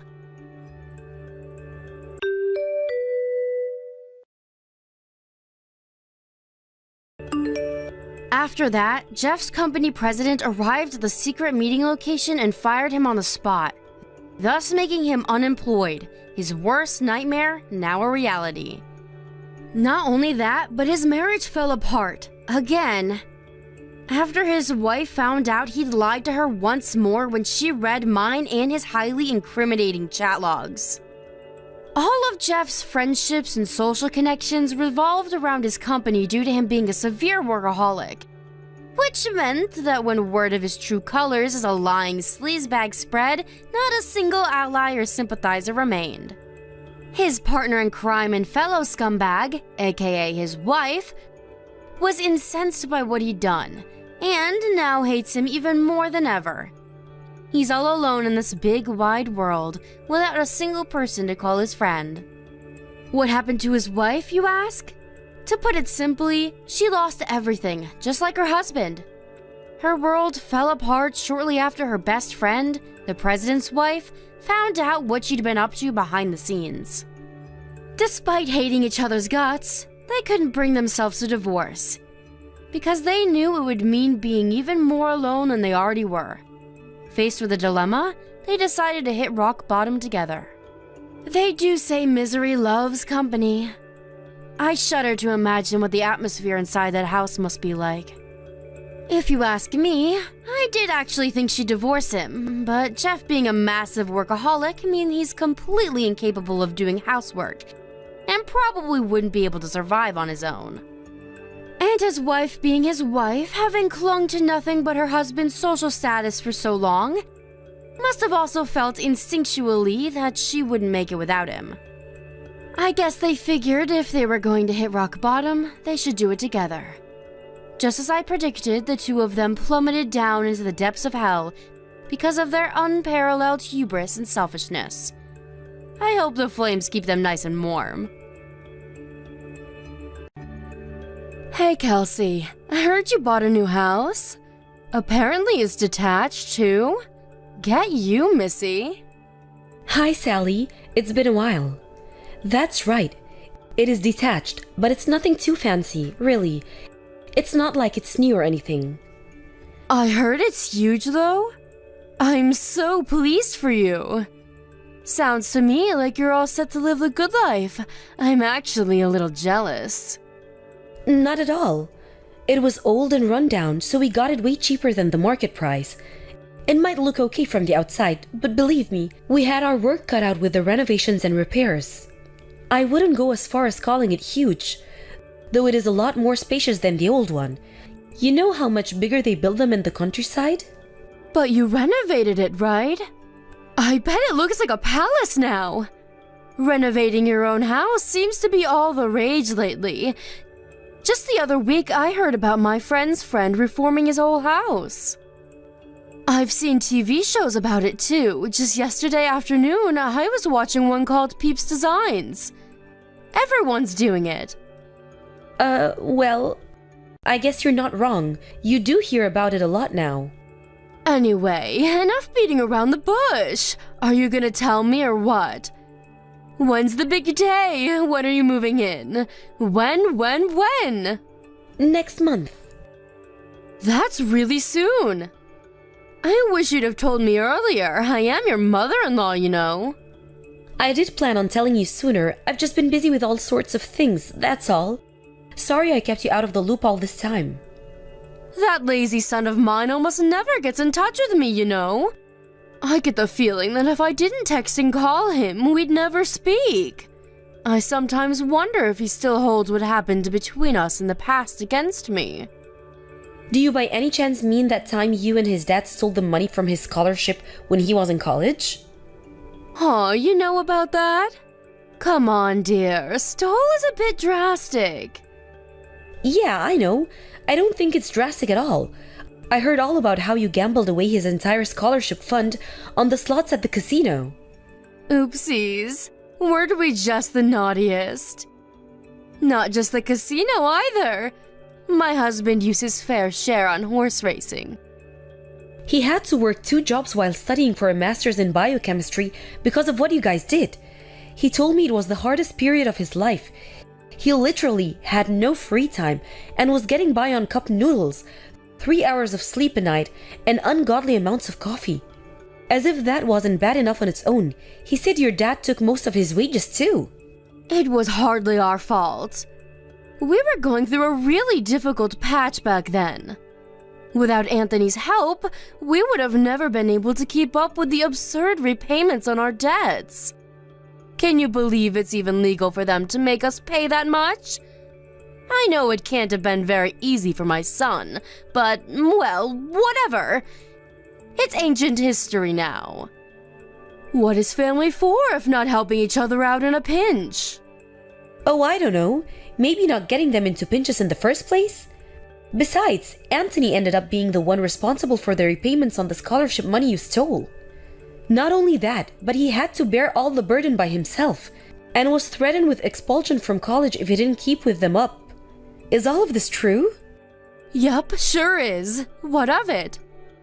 Are you surprised? It was his scholarship. Obviously, he was going to be the one who paid it back. And of course, there would be consequences if he didn't. Besides, it's not like we spent all of it. He had plenty left to use as he saw fit. It's an undeniable fact that some of it got spent on college stuff and living costs, you know. Books, stationery, food, and of the like. Of course he should pay it back. He signed the document, so he has a duty. I just can't shake the feeling that his share of the burden was disproportionate with how much he actually got to spend on the stuff the scholarship was intended for in the first place. What exactly is the problem here? It all worked out in the end. He's working for a major global company now, right? Not only that, but you're rich enough to be able to afford a huge detachable house in the countryside, so things can't be all that bad. A few measly repayments on his scholarship are hardly gonna break the bank. This is hardly as dramatic as you're making it out to be. Most importantly, he agreed to do it. It's not like we did anything behind his back. I see.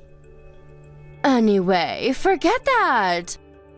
This is old news, and we have much more important matters to discuss. Which reminds me, there was something I wanted to talk to you about. Something important? Yes, very, very important. Me and my husband have decided to move in with you both in your new house. Which means we'll be seeing you next month, Kelsey, my dear. Excuse me? Is my phone broken? Am I reading this right? You're moving in with us? You certainly are. You didn't think you were gonna be able to buy a big luxurious house like that and not share it with your beloved in-laws, did you? Let's be real here, that place is far too big for just the two of you to live in. You'd be bored and lonely without us. It just so happens that me and my husband have been wanting to live in a big old house in the country for years now. It even has a yard, doesn't it? I'm so excited. I have all sorts of ornaments to decorate the lawn with. We couldn't believe it when we heard the news. The timing was so good anyone would think it was fate. Whoa. Just slow down a second, Sally. You can't just invite yourself to live with me and Anthony all of a sudden. Have you even mentioned it to him yet? Because this is the first time I've heard of it. Don't worry about him.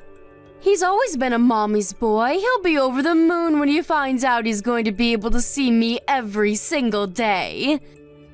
He always was such a good, obedient child, and he's no different now. But still, it's not fair of you to spring this on us like this. That house was supposed to be for me and him to live in. We do have circumstances of our own, you know. What makes you think we're in any position to accommodate you? Circumstances? What kind of circumstances? Anthony's suffering with an illness. We found out a couple of days ago. He has cancer. What? Cancer? To get hit with a bombshell like that right before moving into our new place. We haven't come to terms with it yet, and our heads are a mess. He hasn't started chemotherapy yet, but the doctors say things could get rough. We have a lot of preparing to do for the fight ahead. That's why we're simply not in any position to consider having you move in with us right now. On the contrary, all the more reason for us to move in with you. Let me help you nurse him back to health. This just settles it. We absolutely have to come now. It's times like this that family needs to pull together to be there for one another. No, it's fine, really. I can take care of things myself. The bottom line here is that we're in no position to take you in.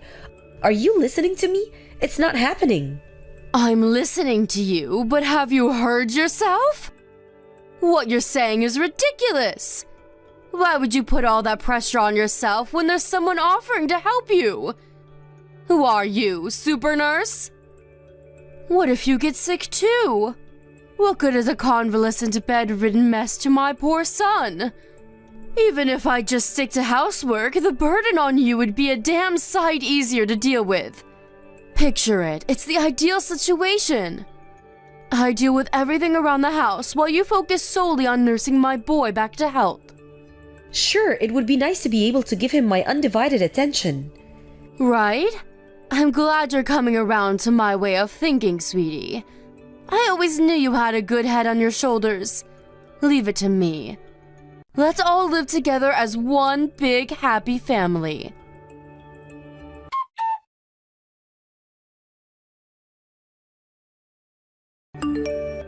Sally? What on earth is going on here?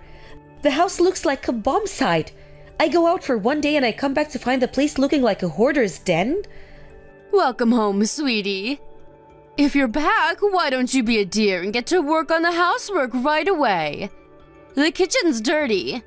How about you do something yourself for a change? Not only that, but you need to stop forcing Anthony to drive you places. He's going through the worst phase of the side effects right now. He's barely fit to walk around on his own, let alone drive the damn car. But it was raining. What else was I supposed to do?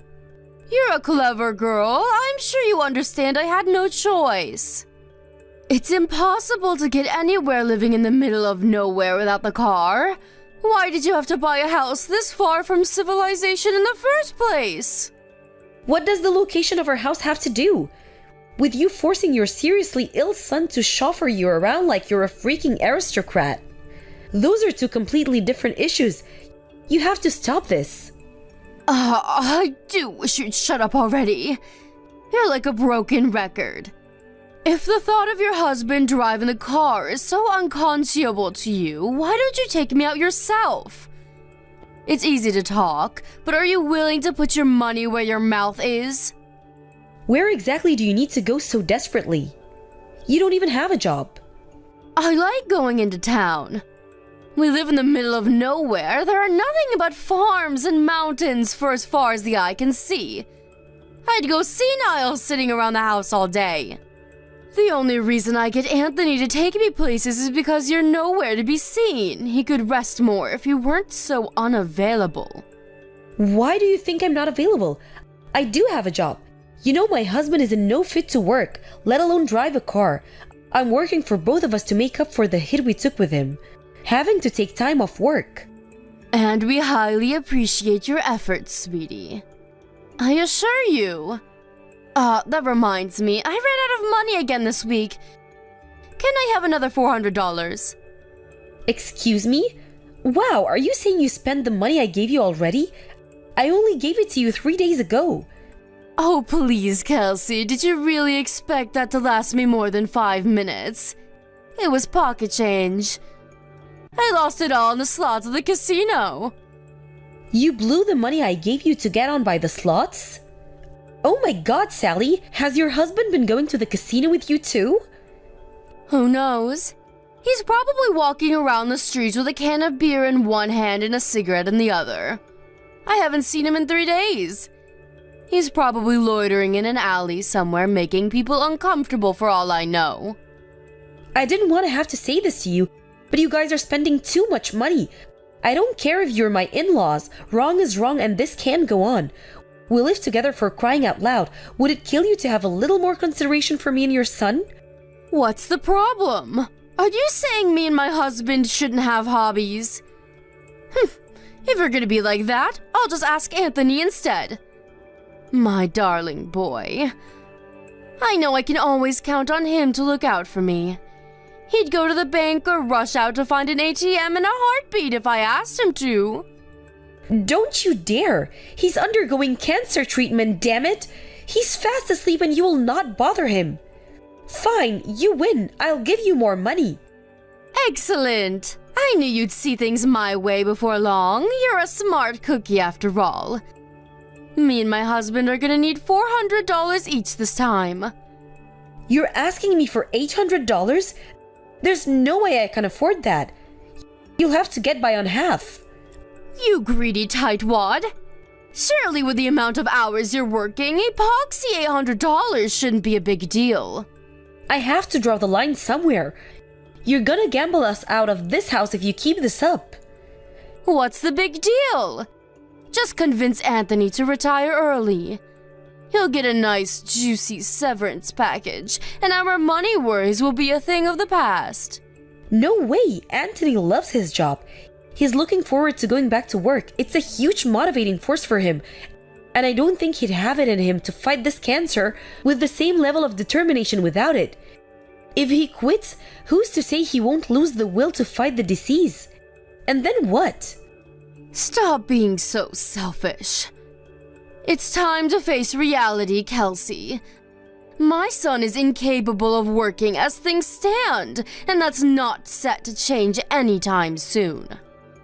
How are new employees supposed to join the company with him clogging up the roster by being too stubborn to know when to leave? Leaving them hanging in the balance like that is unfair. It would be better for everyone if he just left. Don't even say things like that. My husband is no quitter. He isn't giving up, and I won't give up on him. He will absolutely go back to work. I've never been more sure of anything in my life. Oh, to be young. One day, when you grow up, you'll realize blind faith never gets you anywhere. It's time to stop being so naive and childish and accept the harsh realities of life.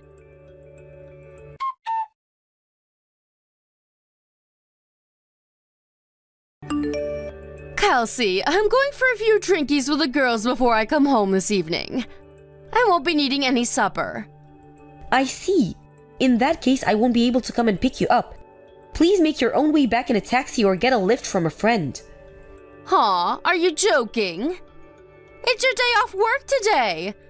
Are you telling me you'd rather laze around on your butt eating potato chips than give your elderly mother a lift home? I'm busy.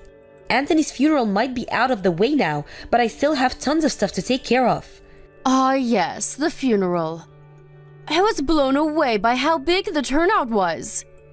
I had no idea he was loved and respected by so many people. He was always so shy and introverted. It's hard to imagine him having that many friends. Everyone loved Anthony because of how kind he was. He was a good man who would do anything for anyone. Yes, my Anthony was 1 in a million. It's just a shame he left us so young. Right. Anyway, the funeral's over now. So we really should get around to dealing with his belongings. Most of them are going to have to go in the trash, of course. Why? What's the rush? Can't we at least wait until it doesn't all feel so raw? He's barely been in the ground 5 minutes and you're talking about tossing his things in the trash? Why wait? It's going to happen eventually, so we may as well do it now. We need to clear out the room he spent his final weeks laid up in bed in. I want to turn it into my own personal hobby parlor. We're not clearing out his things. Why not? It's not like we're gonna use them anymore. Besides, this is not your decision to make. I make the rules from now on. Me and you are strangers now, and strangers aren't welcome in my home. Wow, what's that supposed to mean? It's exactly what it sounds like. Without my son here, you're nothing more than a stranger, no different to someone I'd pass by on the street. Are you trying to kick me out of the house? Bingo! I knew you'd get it eventually. Well done, sweetie. Think about it. Me and you aren't related by blood. I tolerated you when my son was around for his sake. But there's no reason for us to carry on living together now. This house rightfully belongs to me and my husband as a memento of my son. You're trespassing, so get out. Wow, so that's what you really think of me, huh? I see. You know what? You're right. Strangers don't have any right to live in other people's house. I'll make the necessary moving preparations immediately. You always did have a knack for understanding things quickly. Thank you, honey. I'm so pleased you didn't make this any harder than it needs to be. Make it quick. Understood. I agree. The quicker we get this over with, the better. Okay, that settles in. I want you and your husband out of this house by tomorrow. Excuse me? Me and my husband leave? What are you talking about? You know, dear, anyone would think you're trying to get rid of us. The only one leaving this house is you. That's where you're wrong. You and your husband are the ones who'll be leaving. I've never heard anything more preposterous in my life. Are you trying to make me die of laughter? My son bought this house. It's only natural that it goes to his parents. Are you just trying to get a rise out of me? Or do you actually believe that? I was Anthony's wife, which means I'm first in line to inherit his assets. I'm the owner of this house. I want you to know that I had no intention of doing this before you tried booting me out. But you forced my hand. I want you and your husband gone by tomorrow evening, and that's final. How could you? My son would be turning in his grave if he could hear you right now. He'd never allow this. He's the one who let us live here in the first place. Well, Anthony's gone, which means I no longer have to tolerate your selfish shenanigans or walk on eggshells around you for fear of causing a big row. From now on, when it comes to anything to do with this house, my word is law, and you will do what I say. Why, you impertinent little upstart. You think you have the right to tell me what to do? I'm your mother-in-law. Show some respect. If you get cocky with me, it'll be the last thing you do. I promise you that, little girl. You might not have realized this before because of how much I was holding back for Anthony's sake, but me and him are completely different. I have no intention of blindly obeying the irrational commands of a selfish, domineering control freak with delusions of grandeur. You have no authority over me, Sally. But you did everything I told you up until now. Why are you giving me all this attitude all of a sudden? Like I said, the only reason I was so obedient all this time was for my husband's sake. He was in a bad enough way as it was with the cancer and the chemotherapy. The last thing he needed was me and you at each other's throats all the time. He was bedridden for crying out loud. Think about that. How would you feel if you were gravely ill and surrounded by an atmosphere of conflict and hatred 24/7? I wasn't obeying you. I was merely tolerating you. Does that mean it's okay to disrespect his wishes now just because he's gone? I'm not disrespecting anything. The last thing Anthony would want is for me to be unhappy. And that's one thing that's guaranteed as long as you're around. Get out of this house as soon as possible. I'm prepared to take legal measures if you refuse. Legal measures? Don't be so dramatic, dear. If there's any doubt in your mind as to whom the rightful owner of this house is, then I'm willing to take the necessary steps to prove it to you once and for all. If there's a brain somewhere in that head of yours, you'll realize you don't have a leg to stand on and disappear from my life forever. Come on, Kelsey. This is going too far and you know it. The idea of lawyers and judges is so unpleasant to you that I suggest you get out of this house because I'm 100% serious. We can do this the easy way or the hard way. Just know that one of them involves you going to court. Both scenarios involve you and your husband getting out of this house, so you may as well make it quick. Ugh, fine. Look, if you do insist on kicking us out, can you at least give us more time? Tomorrow is too soon. It's just too soon. We need more time to get our things together and find somewhere else to go. Surely you're not evil enough to force your elderly in-laws to live on the streets. Try me. Who knows? Maybe I really am that evil. Look, Kelsey, I understand you're stressed, and based on what you said, I get the feeling that over a year's worth of stress, upset, and dissatisfaction are coming to the surface in one big violent eruption right now. I get it, I do. But if we have to leave, we need to make some preparations first. Please, can we have a little more time? This is probably just a ploy. You think if you can drag out your stay a little longer, I'll calm down and change my mind, don't you? I'm beyond sick and tired of your lies. I was opposed to you moving in with us in the first place, but you sweet-talked me by promising to help with housework and looking after Anthony. That help never materialized, did it? To the contrary, you used the two of us as your personal slaves, butlers, and chauffeurs, paying no mind whatsoever to the fact that your own son was terminally ill. To think you actually forced your son, who was barely capable of walking, to drive you to your friend's house so you could eat cakes and drink coffee with your friends 3 times in the same week? First things first, the only reason I couldn't help with looking after Anthony in the housework was because I've had a bad back lately. I wanted to help you more than anything. Truly I did, but I was in so much pain. You were well enough to gamble on the slots at the casino all day. You should have been more than capable of lending us a helping hand every now and then. But no, it was nothing but excuses, excuses, and more excuses. You were the lady of the manor and we were your servants. I'm so fed up with you. Even this conversation is too much.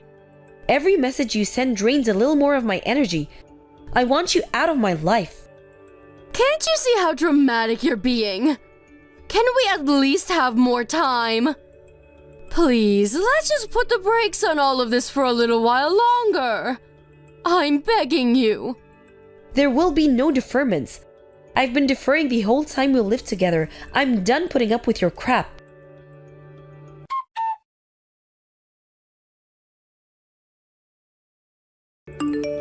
What the devil is going on? Why is all of our stuff piled up outside in the yard? I told you yesterday, you were to be gone by tonight. Read through the chat logs if you're struggling. I also made it clear there would be no deferments. Are you serious? You actually intend to kick us out onto the streets? How many times do I have to tell you? I'm not as soft as Anthony was. Besides, you said it yourself. We're strangers, right? Even so, that doesn't justify taking such extreme measures. You've crossed the line. My son would be so disappointed with you. Nope, actually. I don't think you could be more wrong. In fact, this is actually what Anthony wanted. Everything that's happening right now is happening with his approval. How the hell is that even possible? My son is dead. He told me before he passed, of course. He apologized for the inhuman amounts of stress I had to endure as a result letting you two move in with us. He broke down and apologized profusely in floods of tears. Then he told me that he wanted me to cut all ties with you once he was gone. Wait, what? There's no way my darling boy would ever say such a thing about his own mother. To the contrary, he made it very clear. There's no doubt about it. He was racked with guilt and regret over letting you live with us and wanted to make up for it at all costs, which he still could. He even put it into writing. He must have known you wouldn't believe me and would try pulling every trick in the book to escape your fate. No way. How could he do this? That boy used to do whatever I told him to. Tell me, Sally, why do you think he did whatever you told you? Why do you think he went along with your absurd demands? Why do you think he tolerated your god-awful behavior for so long? Don't you think it's a little odd? He didn't think the things I asked him to do were absurd. He was just a good boy with nothing but love and respect for his mother, plain and simple. Interesting. How do you explain him calling you a toxic parent then? He was fully aware you were exploiting him. Plus, causing me stress and suffering was the last thing he wanted to do, which is why he did consider saying no and refusing to let you live with us. Huh? But he gave in and accepted it by the end. Why do you think that might be? I didn't understand it all the time. If my parents were as toxic as you, I'd have to cut them out of my life a long time ago. Sure, you might struggle to get by now. You're officially homeless. But that's not my problem. Why, you ask? Why? Because my son was kind and caring. You and him couldn't have been any more different, you evil witch. Bingo. No matter what selfish, manipulative scumbags you are, you were his parents and he loved you. But one thing's for sure, he was the only person on this planet who was capable of that. Your single protector and ally is now gone. Are you going somewhere with this? What exactly is your point? You're pretty dense, huh? My point is, there's not a single person left in the world who loves you and your waste of space husband. Let's face it, you don't even love each other, do you? You're nothing more than a pair of pathetic vermin huddling together out of fear of being alone. What did you just... Vermin? How dare you? Don't get me wrong, I'm not saying you were always vermin. Huh? My husband told me everything. His childhood memories of you. He told me about how way back then, when your husband fell ill, you dropped everything to care for him around the clock. He told me about how you'd make up lunchboxes and take him for picnics, to the zoo or for scenic walks by the river. You took him anywhere and everywhere, and you stopped at nothing to make him happy, in spite of the illness. My son told you all that? But eventually you changed. You were around your rat of a husband for too long, and eventually you became vermin too. The only reason Anthony agreed to let you move in with us was because he remembered the good times. And he believed that somewhere, hidden away deep inside you, was the mom he used to know and love. He thought maybe you'd turn over a new leaf. I think he genuinely believed you when you said you were moving in to help out with the housework and with looking after him. He accepted you with a heart full of hope. Hope? But that hope was smashed into tiny little pieces. You betrayed your son. I betrayed him? What are you even saying? Surely you don't believe that. There's an old candy tin in one of the boxes of your stuff out in the yard. Why didn't you take a look inside? This dirty little tin? What is it? It belonged to Anthony, but I have no need for it, so it's all yours. I said, what is it? Inside that tin is an origami gold medal. Remember it? Remember that time he caught an awful cold and had to drop out of the school track in field event? He'd been training so hard and couldn't wait to compete. He was so down in the dumps about the whole thing. So you made him that origami gold medal to make him feel better. Huh? This is that thing I made 30 years ago? He kept this the whole time? That medal meant the world to him because it reminded him of his precious childhood memories with you. He loved you. No matter how much you exploited and manipulated him, no matter how many good times you betrayed him. Oh my god. I had no idea he felt that way. It's too late to regret what you did now. Anthony's gone, and he's never coming back. What else did he tell you? He told you all about his childhood memories, right? There must have been more. Tell me. Oh, you're suddenly interested in your son now? I'm afraid I'm gonna have to say no. This has nothing to do with me. Please, I'll apologize for everything if you tell me. I'm begging you. The time of apologies has passed. There's no going back now. Anthony's gone. I hope you regret this. I hope the pain is unbearable, and I hope it tears away at your heart until the day you die. Now let me remind you one last time. This house is mine. Because I was the only one who gave your son the love he deserved.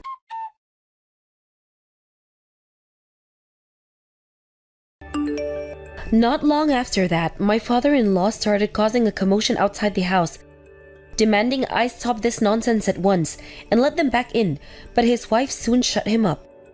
I can only think that what I said to her actually penetrated that big frosty wall around her heart.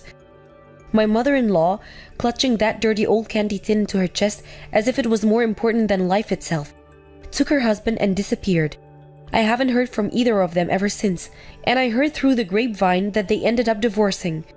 It's been 2 years since I lost my husband now.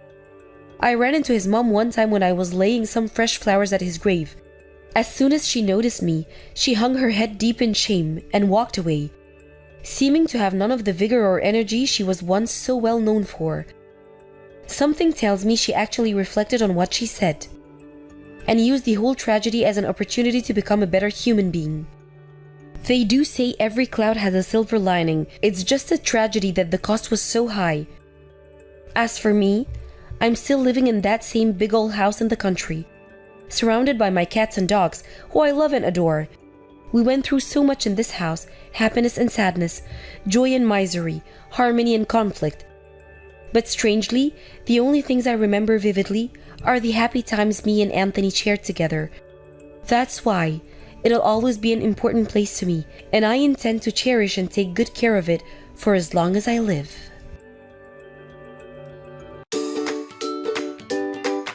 Thank you for watching.